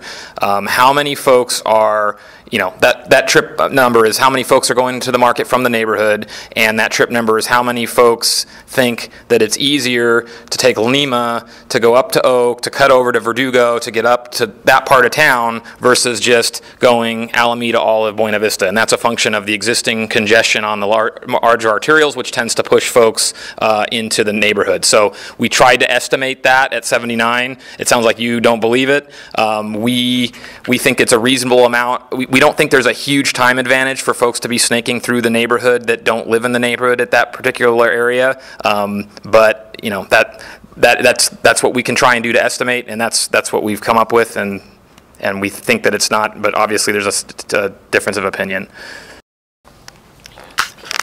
Yeah, hi. I've been listening to all this, and it seems like we talked about a budget thing of doing these cul-de-sacs. And came up with an idea that would be very minimal in cost, is just to put in like K-rails. And you could put those in instantly. K-rails, or like what we had down at the end of Avon Street after the 134 put in. They put in wooden barriers to prevent people from turning off Alameda into Avon. And we used to go up there, because I live at the end of the Avon Street, and it was a little bit of a grind, but then they went away. So my suggestion is, if we put K-rails or wooden barriers, they're temporary, and you put those on all those streets, and if your traffic seems to work, then we can put in permanent barriers, put in the permanent cul-de-sacs. And it just seems like such a simple thing to do, and it would give you a time study of how traffic flows. And if it turns out bad, you take the rails away. That's a very good idea, and we've kind of actually sort of thought of that ourselves. We were like, well, we have these K-rails all over the place. K-rail, for people don't understand what they are, those on the freeway and construction zones, those white barriers that can be moved around. What we've thought of doing with the neighborhood protection is exactly kind of what you're saying, to get the hard and fast. Well, what does it mean? What will the cul-de-sacs do before and after? We could we're looking into putting temporary barriers out at those streets where we would think the cul-de-sacs would go, and we can very easily do a before and after study to see what happens. Exactly. We want to back out to the neighborhood, or at least the working group, to discuss this idea first. But it is something we're leaning towards, strongly leaning towards implementing, because it will really say, yay or nay as to what the effects of that otherwise dramatic change would be. But is that part of the neighborhood? Like, I think the majority of people on Avon Street would really welcome a cul-de-sac. And I'm sure that of all the streets, all the way down to Buena Vista, do they have a say? I mean, if we had 95% of the people in the neighborhood that say, block off that intersection. I think we want to do, the test, I think, is a standard of if a fair majority wants to do it, we can. The one thing I want to caveat is we need to talk to the fire department. We're going to talk to our public safety first before we do anything, if we were to do this, because we want to see if they have some. And I've understood that has been kind of done, where they brought a fire truck down, the trash trucks that go down that alleyway to pick up the trash for the people that live on the Alameda side. Those trash trucks get down through there. Fire trucks could get through there. We're going to bring the fire department and the police department in to talk about this before we do anything. Thank you. That was my concern. It is an intriguing idea that we've thought about and that we're interested in, but we want to make sure. I'm sorry? The fire department? Next month or two, when we start this process, we got to do the data collection for the first round. We want to try and do that first part of October. We want to do it during the fall season, and we will be having the meetings with the fire department at that same time, as well as starting the working group up. It's all kind of starting, soon. I have a continuing question on traffic. How do you determine significance thresholds? For example, on the draft EIR, you show Avon is plus 12%, Lima plus 20%, California plus 12%. How do you start with a significant threshold? Our significance thresholds have evolved from the media district specific plan back in late 80s, early 90s, when the level of service D standard was set, and also the 2% increment was set. That was set by council with the MDSP. In the early 2000s, I don't know the history of the side street threshold. In the early 2000s, that was established either by the council or administratively as the threshold. Those thresholds have been in place for as long as I've worked here, and I've worked here since 2002. So these plus figures that we just saw in the draft EIR, that's increased traffic over the threshold? Is that my understanding? The 6 to 8%? No, that's the total. This is Avon plus 12%. Lima plus 20. That's the threshold, so it has to exceed that. Oh, it has to exceed that before there's a real problem. Okay, one more question. The draft EIR was published in May of May 27th of this year, 2014. The traffic study was done in September 2013. That's 9 months. Is that, don't you get a little bit closer for the traffic study, a little more current traffic study? We do, but there was a lot of additional work done on the EIR. So the traffic study is done kind of, we usually do the traffic study first because that's usually what everybody's concerned with, and then we take that gets finalized, and then that gets rolled into all of the other environmental analysis. The other part of it is the traffic study is used in a lot of other things. In order to figure out air quality impacts, in order to figure out noise impacts, we have to have the traffic study finalized. So it has to get done a little bit before, but having something done within a year is usually considered to be good CEQA practice. So you only do traffic studies when there's a big project coming up. Do you do them periodically just for the fun of it, or? I mean, just so you can keep up with what's going on? No, I know. We collect data on a regular basis, either from our traffic signal system or from counts, and that's part of the monitoring that we do. The traffic studies only come through if a project comes in that requires one, and our thresholds are around 50 to 100 trips. If we think that the project is going to generate that, we usually do a traffic study of some kind. Thank you. Thank you. Tracy, this is for you. You said you hope that the increase in parking as opposed to the 140 versus the 260 would help absolve traffic. Quite the contrary, won't that increase traffic because there's going to be more people wanting to get in there with 260 spaces available? Yes or no answer is all I'm looking for. I don't know. Okay. I mean, I don't think most people know when they go in a parking garage, like, I've got 260 spaces available to me. But yeah, I mean, that's definitely a theory, that more parking spaces means you can have more cars there, for sure. There is something to be said for when people can find parking, that makes traffic circulation better. But sure, that's definitely a theory. More parking spaces means you can put more cars there.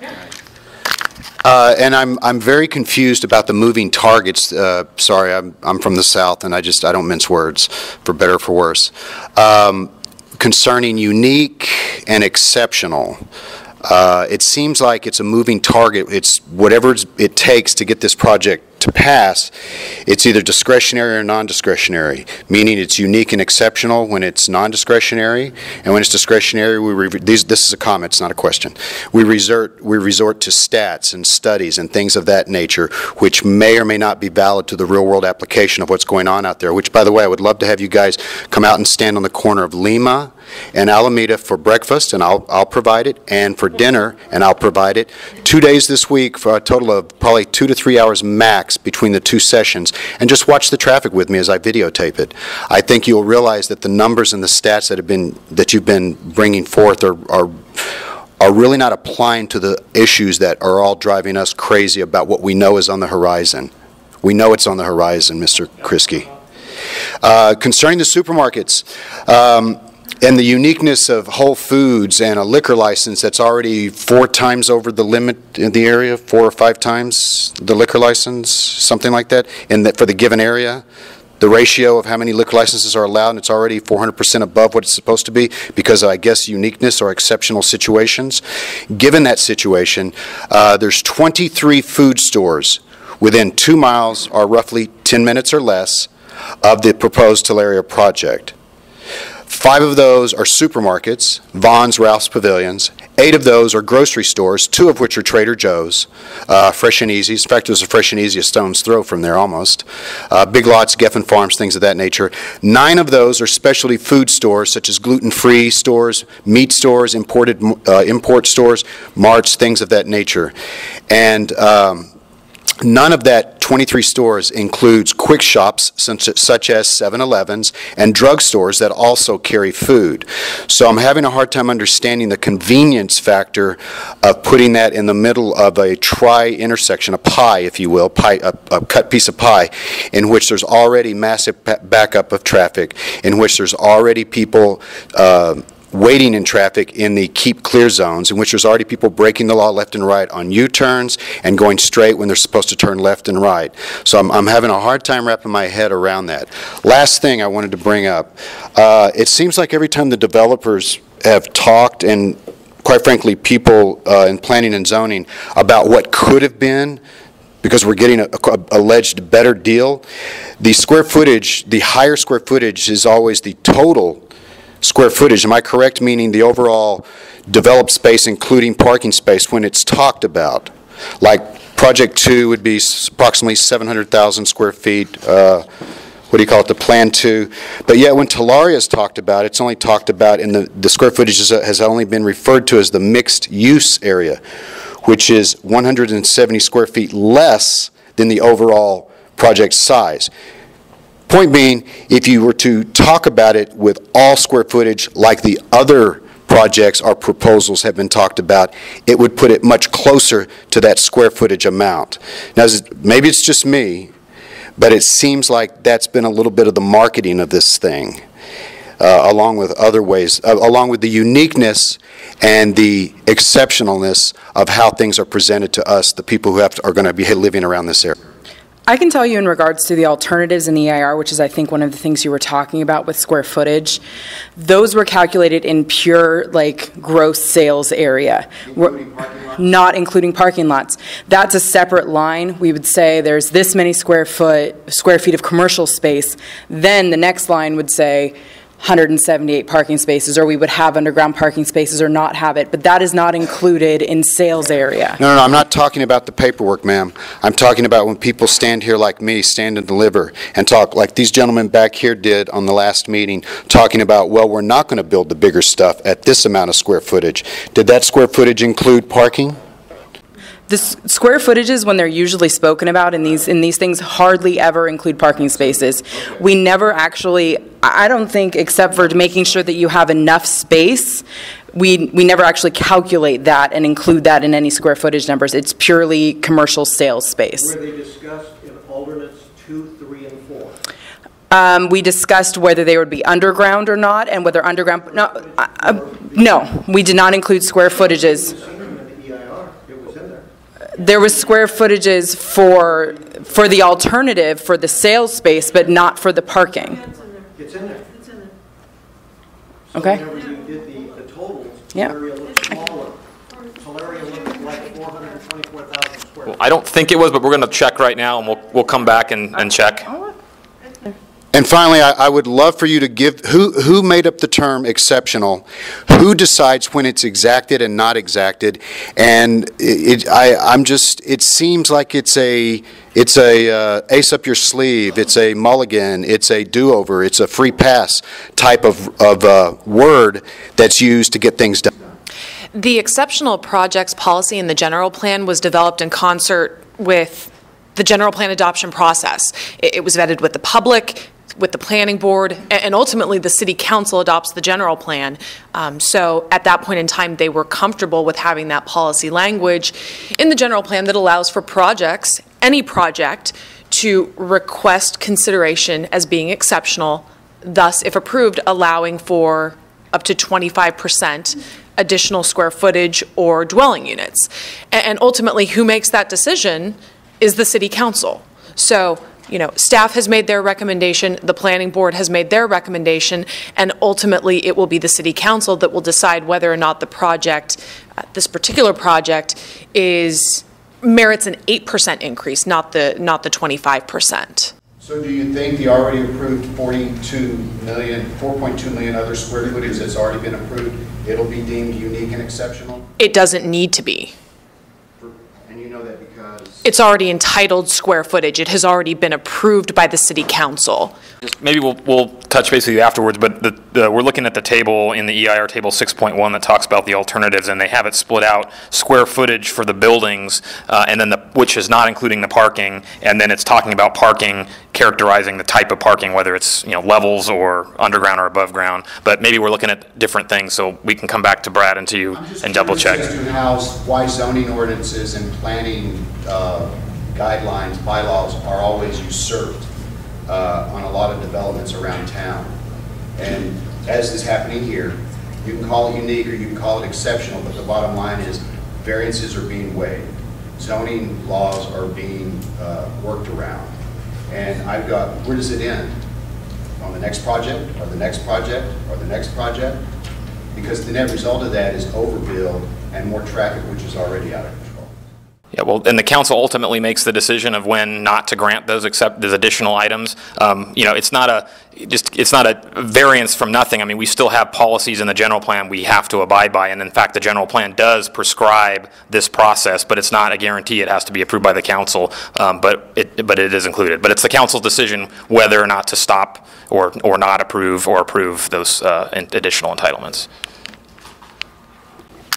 Yeah. We're talking about a lot of the potential negative impact of this, but I wonder if maybe someone could give us a summary of the positive benefit, what we get from this. What is the positive fiscal impact of this to tax revenues for the community in general?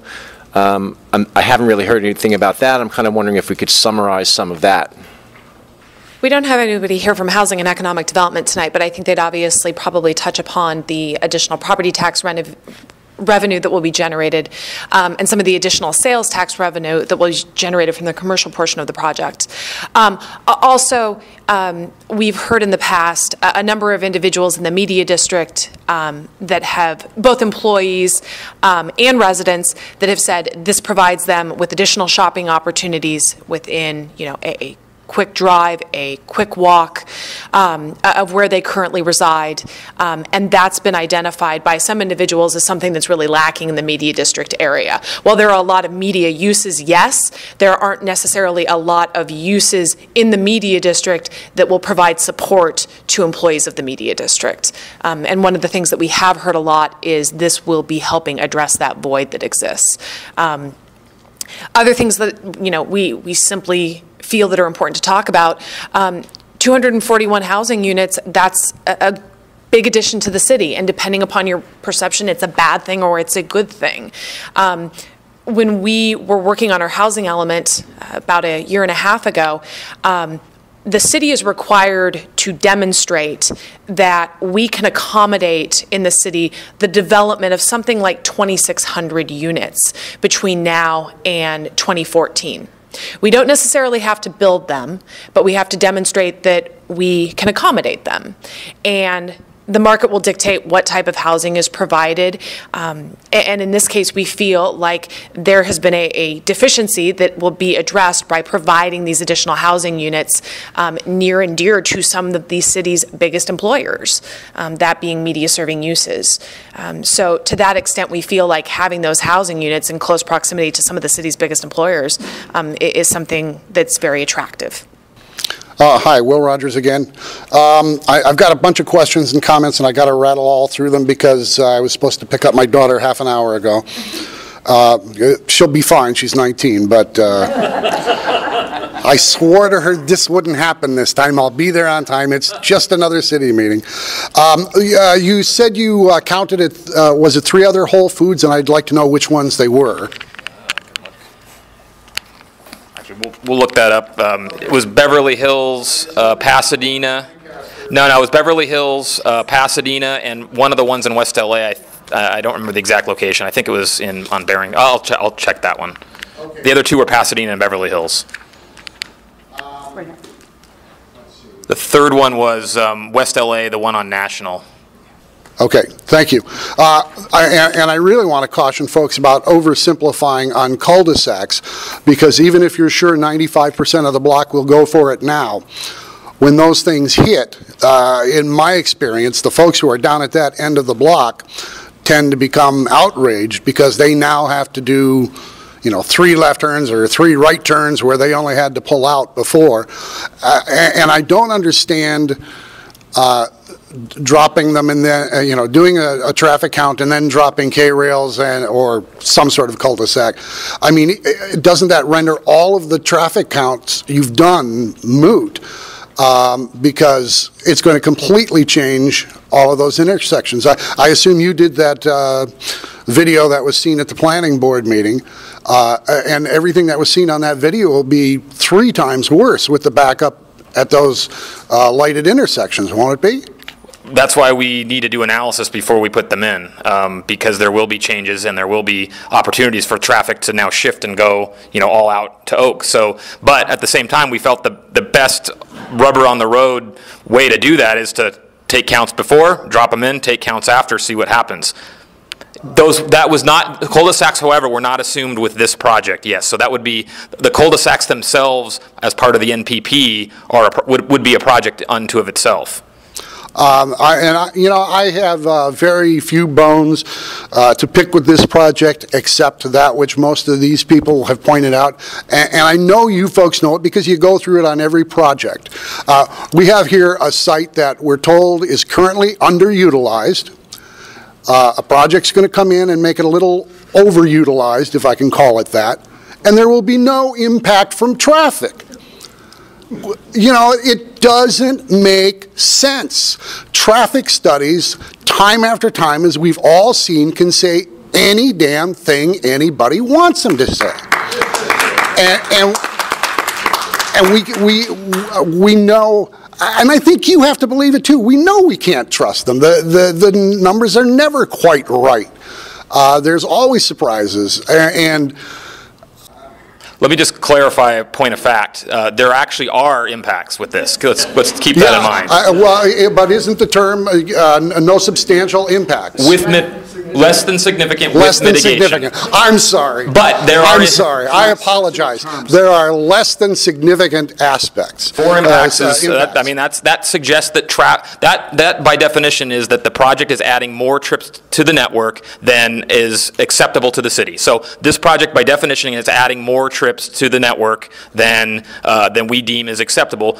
We were able to find mitigations to reduce that, and we've documented that. And that, again, the council has to weigh all that in. Does that make any sense or not? But yes, there are 4 impacts as a result of this project. And with regard to exceptional and unique, I mean, I remember this council discussion some time ago, and as others may recall too, there were words being proposed like super exceptional, and so this is some of the tamest of that which was discussed. I only have one more question. In the event Whole Foods were to leave, everyone bless yourselves.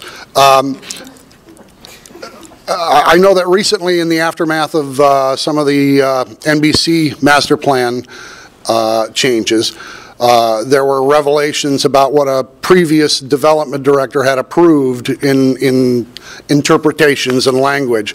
And as a result of that, the council said, from now on, we'd like that not to just be up to the development director. We'd at least like to get a word as to whether, we'd like to have some say in this.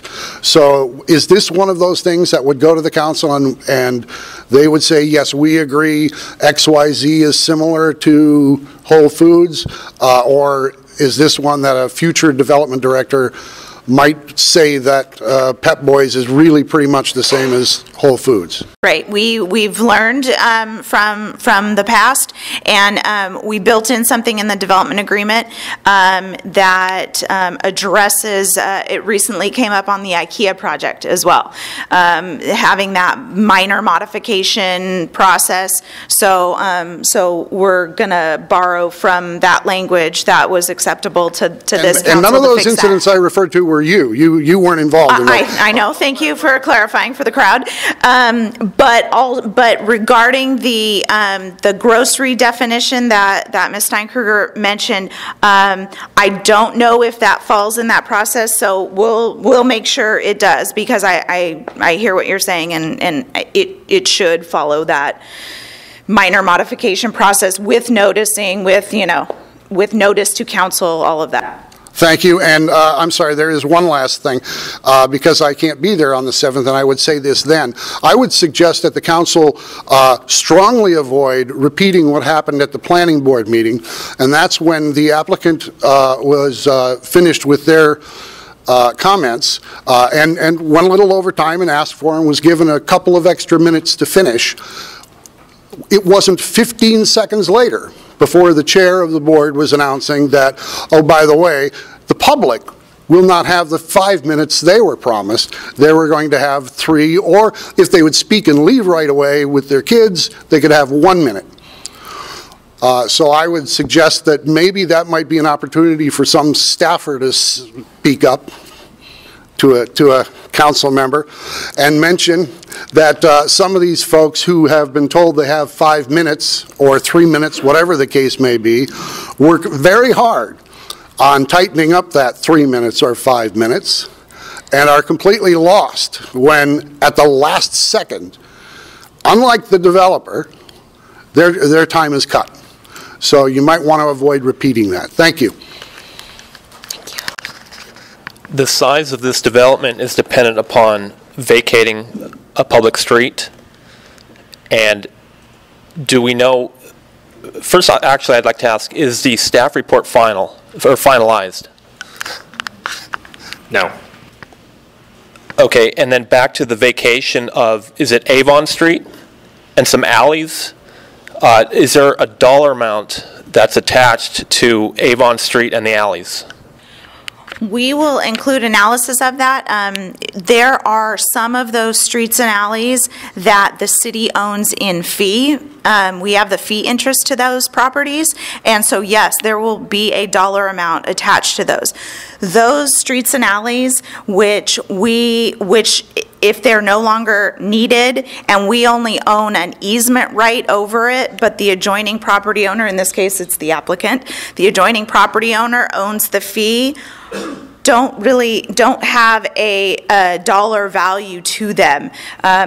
We have to follow streets and highways codes, which says, well, if they're no longer needed for city purposes, then you can't be taking the property of the adjacent property owner when they own fee. But yes, the ones where we own fee has a dollar figure to it, and we will be making that as part of the request to council to say, how much do you want to sell that property for if you want to sell it? Just to tell you something about that, we actually had scheduled that topic to go into the city council. It's one of the few things under state law that you can have a discussion in closed session on. And we did actually want to go deal with some of that in closed session one night, and some folks from the community came and said to us, we were at the very least allowing the perception that we were making part of this deal outside the public arena. We immediately decided not to do it in closed session, so you'll actually see the whole discussion of price and everything done in public session, which is unusual, but that's how much we've tried on this particular project to make sure that this is done out there in the public arena. But we absolutely would not be pushing this to go forward if we didn't think it was reasonable, if this project were approved, that those streets wouldn't be necessary. Who's Mike? I have one now.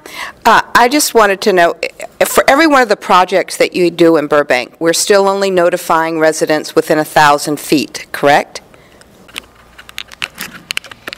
It's owners and occupants, so tenants too, within 1,000 feet of the project site. For this particular project, because it's in the media district, there is actually an additional zoning boundary beyond that 1,000 feet. So was that just because we're now for the Talaria project, because it wasn't for plat? I believe it was as well. That was something that was required when the media district specific plan was developed. It was like if you were in a certain part of the media district, this additional noticing boundary Well, the reason applied. I ask is because I personally had things printed and walked the neighborhood, and people that were on the other side of Oak Street had not been notified. You can check the records and see that. I think it ends at Oak. What? I think it ends at Oak. Oak. It ends at Oak, which is ridiculous. But I'm not going to argue at this point. What I want to know, because now we have, I have blogs, I have tweeters, I have all this kind of stuff, and I have unbelievable amount of followers and stuff, so that I can go and say to people up on the mountains, y'all, when you're going to work and trying to get to the Barham Pass, did you know this is happening when it's going to cause traffic? Because I don't think that other people in the city that want to get on Barham are coming off, and Forest Lawn Drive is a nightmare. And we're not even talking about that's going to increase because of this is going to happen. But we're going to have to start notifying. I think all of us that are part of this neighborhood that our blogs that we have are going to have to notify the rest of the citizens to get down to city council, because this is directly going to affect all of Burbank. Because that's how you get out and go to work. And I'll take this opportunity anytime I can to plug e-notify me. It's on the Burbank website, burbankca.gov, and there's a little tab that you click for e-notify me, and you give them your email address, and you click off every single box you're interested in, and anytime we have meetings, it blasts out to anyone who said they're interested in those things. That's a good idea. We'll be there. But also, do you know Waze? Do you look at Waze? Well, whoever's doing that traffic study is doing a hell of a lot better job than this is being done for us right now, because Waze has got a red block all the time on Hollywood Way and Buena Vista trying to get to work. So it is significantly impacting the neighborhood. And if that independent company on my telephone can do that, then I think we need a better traffic study person. That's all I'm going to say. Thank you. Jim Lane, I live around the corner from the smokehouse. You know, we've talked about some of the benefits that the neighborhood will be getting from it, but I think we also need to sort of think about what we're going to be losing. And I know it's been discussed. How many apartment units will be taken down here? Got to look that up really quick. Apartment units. Where? At the site.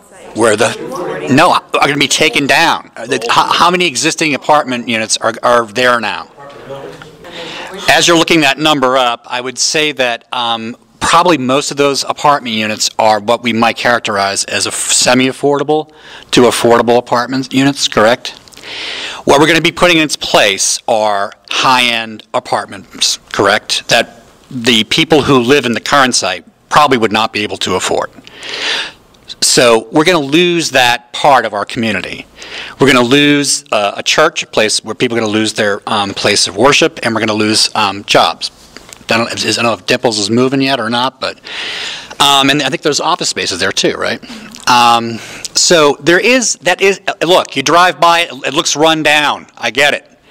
But the idea that to call it underutilized, okay, which is a phrase that's been bandied about, I find offensive. I find that offensive, because we need pockets like that, and any city needs pockets like that, where people of limited means can live. There are senior citizens that live there. I know the developers know this. That's part of our community, and we're going to lose that. And I think it's important to at least acknowledge that. We live in a city that has no rent control laws. The developers are not obliged, I don't think, to give any moving expenses, correct? Correct. They probably will in some limited way. But that's kind of, I don't know, that's part of our community that we're going to be losing. And you may call it progress, but I also lived in West Los Angeles, and I'm glad you did a traffic report on National, because you will be turning this part of Burbank into West LA, because West LA is unlivable now. And that's part of the character of Burbank, that a lot of us live here because of that unique nature of the mixed neighborhoods, mixed income, and so on. I live in a very affluent neighborhood. My section's very affluent. But I like the fact that a quarter of a mile from where I live, people on limited means can still live in Burbank. How many units are we going to lose? Do we know yet? Yeah, 41. How many? 41. 41. Yeah, so, anyway, that's all.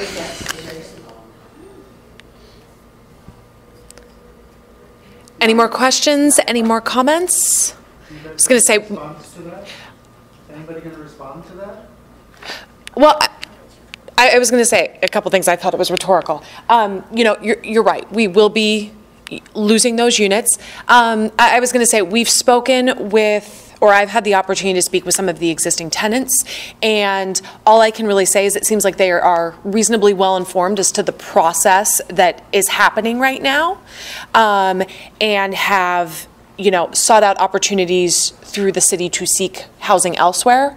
And you're right, there is a place of worship on the project site. Dimples is there. I'm not sure where. I've heard rumors that they've maybe found a new home, but I'm not sure if that's true yet. But it definitely does change the fabric of the community, the fabric of the neighborhood. I think that that's something that the developer recognizes. And also, one of the things that we've talked to the planning board about too is in terms of what could be in the media district, in terms of mass, form, shape. the amount of development that could occur, that we feel like this represents a fairly decent transition between the single-family homes to the north of the project site, to the multifamily, which will be immediately across the street, to the 6-story Pinnacle properties to the south of the project site. Again, people's interpretation as to what is appropriate there is varying, but in this instance, you'll see development that we feel is appropriate for the area. Is that Victory Baptist Church? Yes, that's the existing church that's there now. Hi. Hello. Hi, I'd like to find out the school in the neighborhood. I moved to Burbank because I wanted to live in a community and have my children grow up in community schools. And Burbank Unified has very good community schools. Right now, Stevenson is already overcrowded. They've had to put in 4 to 6 portables. So how are you going to address the school needs of the families who move into those units? Okay, the way that the state of California has set that up is that adequate mitigation for school impacts is done through fees. So the commercial portion will have to pay a square foot fee, and the residential portion will have to pay a per unit fee before building permits can be issued for the site. Then it increases the property tax base. That money goes to the schools. The schools can use that money how they see fit. The state of California has stated that that is sufficient mitigation. We cannot require anything above and beyond payment of fees to mitigate the impact to area schools. Well, the district also has to provide schooling for those children, and Stevenson is overcrowded. Are you telling me that Burbank USD is going to have to build a new elementary school to handle the overflow, or what's going to happen? This impacts all of us because our kids go to these schools.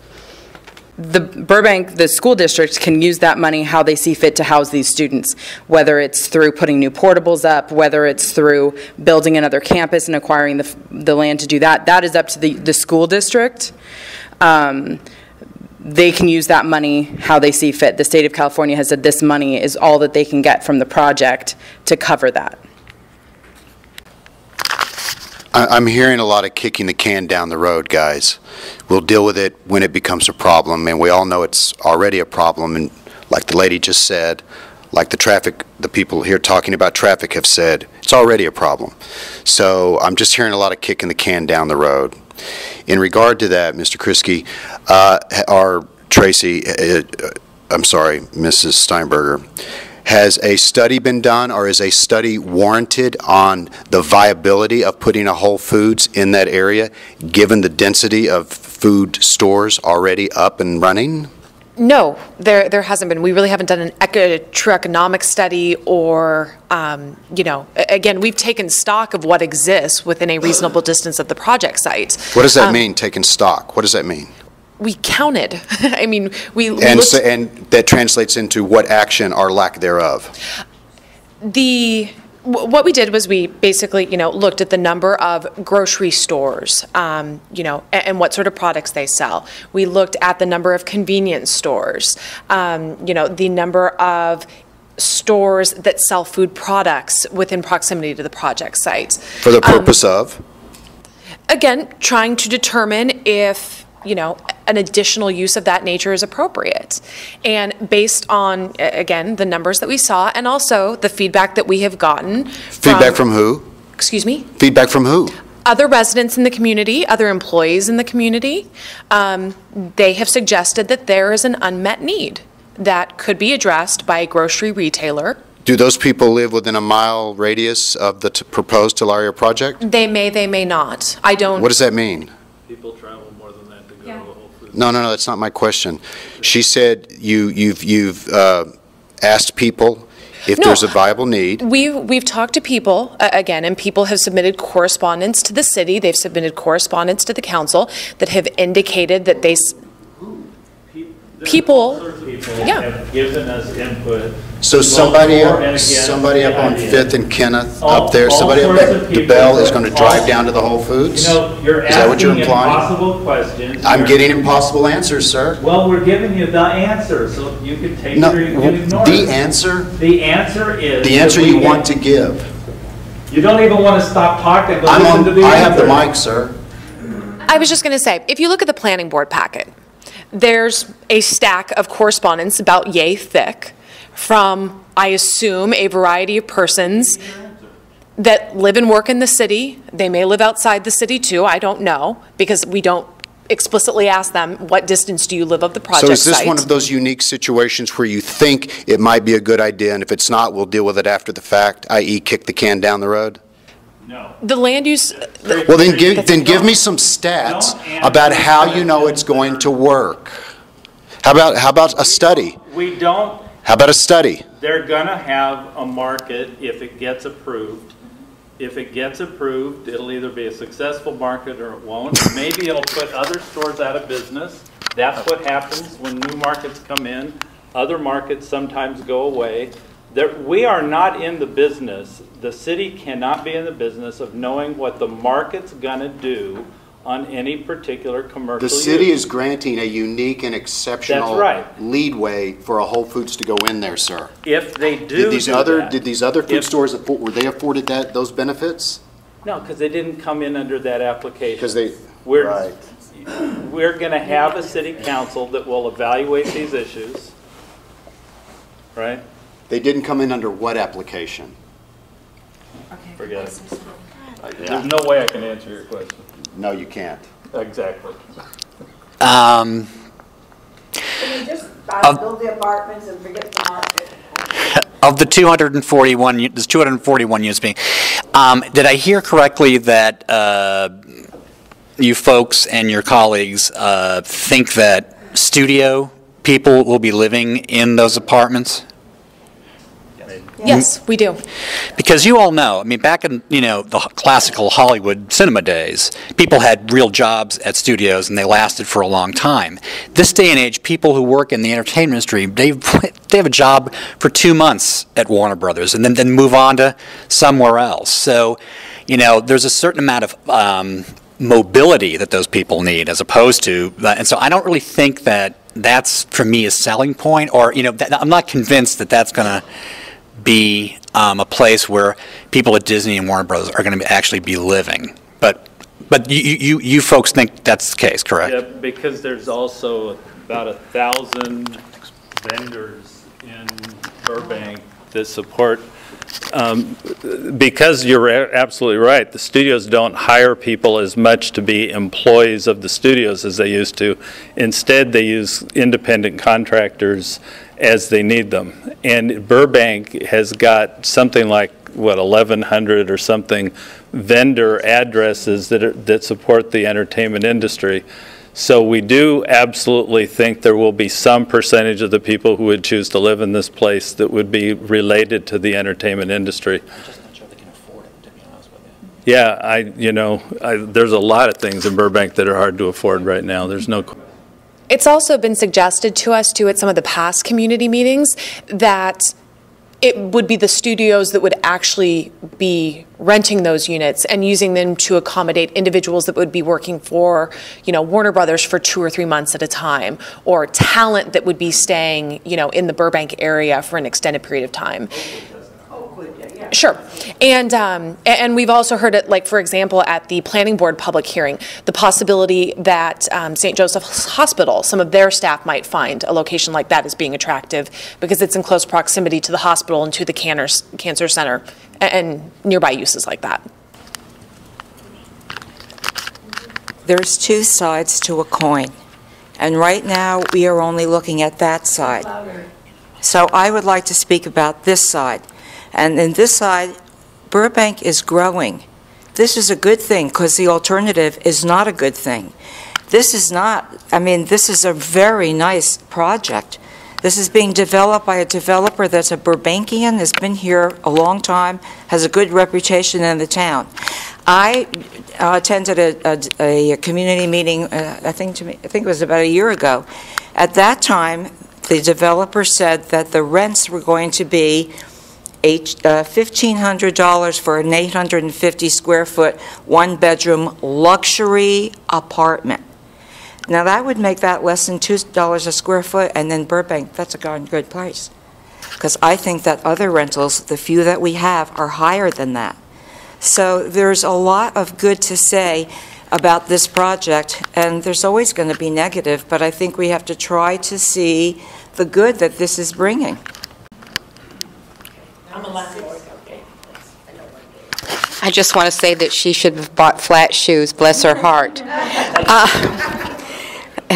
And maybe I should run for you, have a little exercise here.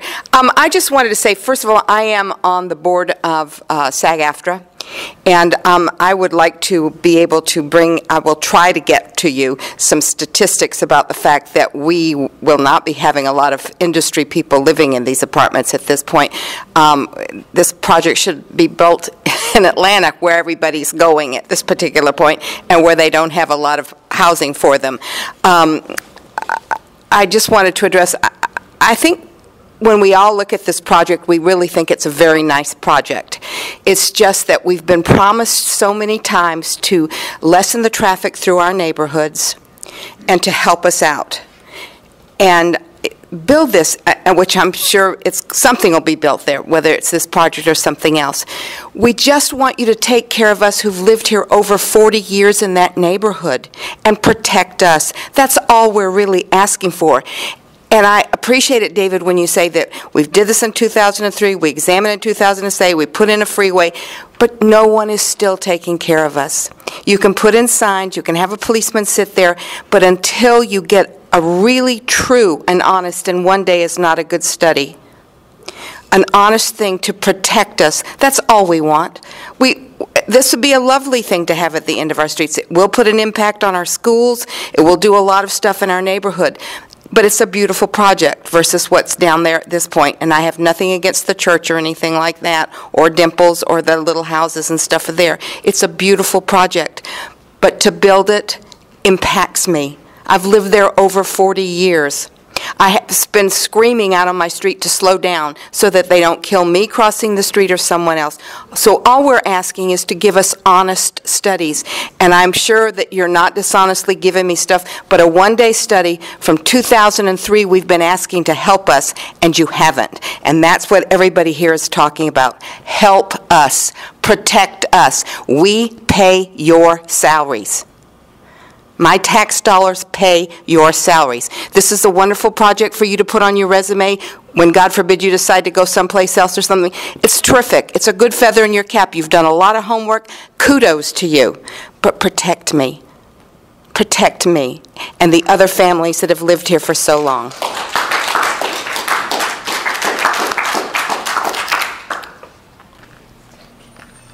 Thank you.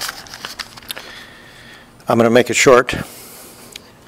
How do we get the cul-de-sacs? That is the question. How do we do it? I want an answer to that question in 10 days. 10 days, I want an answer. I want a detailed plan from our employees on how to get it done. I got 166 families in my briefcase back there that said, Brad, when you go tonight, have passion, but be firm. We want those cul-de-sacs. What is it going to take? I want a plan of action with milestones, firm dates. We're tired of studying.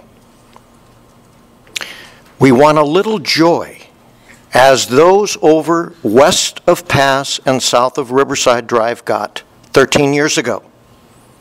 I walked over there and talked to several families after they got their 6 cul-de-sacs. They embrace their cul-de-sacs and state, our children were able to enjoy this neighborhood because traffic was restricted. It was a speedway before we had those cul-de-sacs installed. Past practice states, give us some liberty here. Give us some joy. Give us some consideration as those folks over west of Pass and south of Riverside got. All I have to say is 4 million square feet approved. All they got to do is pull the trigger. And our little pie that Mr. Noakes talked about there, that, in my estimation, doubles everything that's there. If they choose to take their option. With that, I've been told by neighbors, we got to move. We will not be able to either breathe or walk across our street or throw the ball in the street with our kid.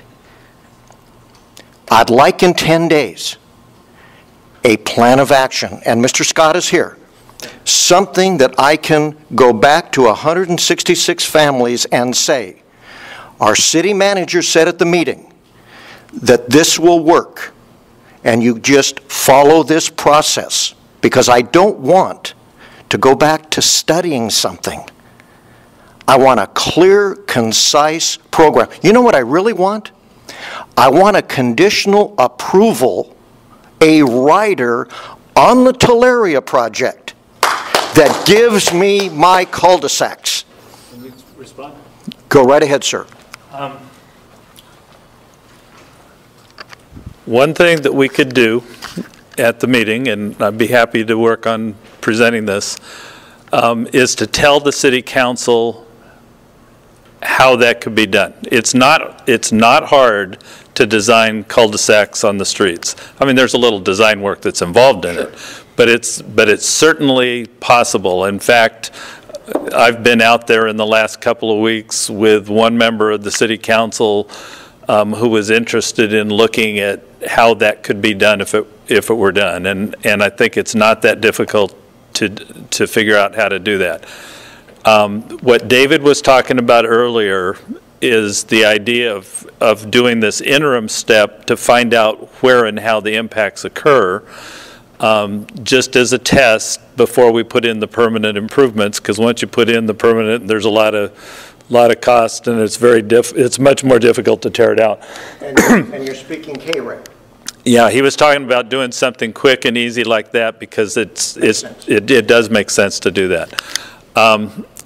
I think normally what you would do in a case like this, and I'm not talking about planning more studies here, I'm talking about asking people on the block for their input, especially if you put the K-rails up and test it first, because you may or may not get different reactions on the block once you put the K-rail up. I've already got 166 families. I take you at your word. I take you at your word. I've got them back here if you want to look at them. I'd be happy to talk to them all even, but it's normal process that when you do that, you would then put the K-rails up, do the little test, and then get people's input, and then put in permanent improvements. I can give the city council that kind of roadmap as to how this could be done at their October 7th public meeting.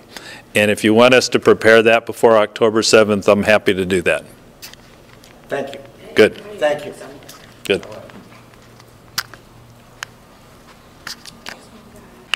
I was going to say, we got about 10 minutes. Are there any additional comments, questions that people want to ask?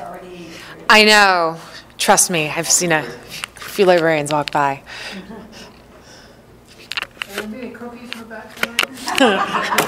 I wish.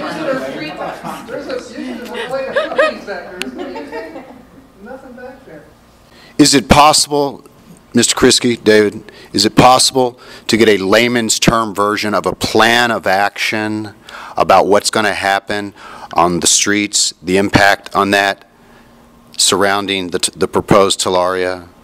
A plan of action of how you're going to mitigate the increase in traffic, which is already out of control. Like I say, let's have breakfast in the morning. I'll feed you on the corner of Lima and Alameda, and you will see firsthand what we're talking about here. That's a study in itself, sir. Oh, and we've got video cameras in our TMC that we look at that all the time. I know the backup, the westbound backup, we see it all the time. So could you put in layman's terms, dumb it down for us dummies, me is who I'm talking about how that's going to be mitigated with the obvious massive increase with 4.2 million square footage coming in that whole area? I mean, I can walk through the improvements identified. I mean, I can walk step by step in where they are and what they do. you publish a report, or is it not cost effective on your side? But I mean, I think that would squelch a lot of fears. It would certainly squelch my fear, especially if I could interpret that that there's validity there, that something good is going to come out of that. Yeah, I mean, so on the broad end, there's the general plan. That prescribes how much traffic we think there's going to be in 2035. So that gives you an idea of where we think we're going to be 25 years from now. With regards to this plan, or with the improvements identified here, I mean, just briefly, there's 4 impacts, 4 mitigations. Hollywood Way and Olive, we're adding turn lanes and doing signal improvements. Hollywood Way and Alameda, we're adding a 3rd eastbound lane, proposing a 3rd eastbound lane, signal improvements, and then the westbound lane for the Alameda traffic, the westbound, the bad backup that's there now, we're adding a 3rd lane westbound so we can process more cars through Alameda and Cordova. For Olive Avenue, we're adding the peak hour lane through the Media District. We're getting rid of the park. We're proposing to remove the parking during the peak hours so that we have 6 through lanes during peak period through the Media District. And then the last right turn lane, or the last improvement, is striping improvements to add additional turn lanes at Riverside and Hollywood Way. Can you though, this gentleman's literally seriously inviting you. No, yeah, sure. Yeah, absolutely. We're going to pin you down right now. Okay. Can we, after the meeting, can I look at my schedule? Next week, a quick question on the traffic mitigation. Have they considered like Lima being one way? In other words, kind of going around the block to the right? Because if you have two-way traffic on Lima, you've got people trying to turn in, making a right or left. No, because we did not look at that specifically. Lima is also serving the Pinnacle building, which has an inbound and an outbound. So to make that one way, one of the peak periods is going to be impacted, and there's going to be a lot of traffic circulating around. So we are at this point we're looking at just two-way traffic there. Right in front of the just that section there. Right. Okay. Well. Just a really quick question and very anticlimactic. The Whole Foods thing. We've decided now that Burbank needs a Whole Foods, and yet a very short period of time ago, when it was proposed for the Rancho District, nothing but a Whole Foods, and the community objected to the noise and traffic, and now there was no Whole Foods. Is there discrepancy here? You stated tonight that Whole Foods is a good idea for Burbank. You looked into it and you felt it was a good idea. Well, I don't think that was, as a matter of fact, I remember statements from council at that time saying, we want a Whole Foods, we would love to have a Whole Foods, this is not the right location for it. So that was what was stated about that Whole Foods project at Alameda and Maine, and the traffic that was related to it. And Ms. Geisenheimer knows that project very well. Well, Jay, though, I don't want a lot of back and forth between, because the... That's a good point. Let me get that on the microphone. It was a Whole Foods that was almost twice as big as the one that's being proposed, and no matter how much staff and council even begged Whole Foods, please, can you come with something smaller? That was their model at the time. That was what they did, and they wised up a little bit and started doing smaller projects throughout the U.S. and California, and so now this is a smaller one. But again, council wasn't saying no Whole Foods. They were saying this is not the right location for Whole Foods at Alameda and Maine. So we need to wrap up. We've got, Brad's got one more comment back there, and this gentleman just walked in, so we'll give you one opportunity. No, okay. David, this question's for you. You had said that there was going to be a negotiation with police and fire relative to the cul-de-sac proposal. Are you going to include your working group members in those negotiations? It's key that they be there. Yeah, I want to talk to the police and fire first, but then we definitely can bring police and fire to the working group to discuss their concerns. Outstanding, because we want the visibility here. I mean, they all work for me. They'll be there. Any final comments? Going once? Going twice? Okay, well, on that note, we're going to wrap things. On that note, we're going to wrap everything up for this evening. Thank you to everyone who stayed until very late this evening. Thank you for all your comments, all your questions. And again, October 7th is the City Council consideration date night. Emails between now and then, correspondence to staff, so we can get that included in the City Council packets. And if you have any other questions, just give us a call, or we'll be here for a few more minutes wrapping up shop. So thank you.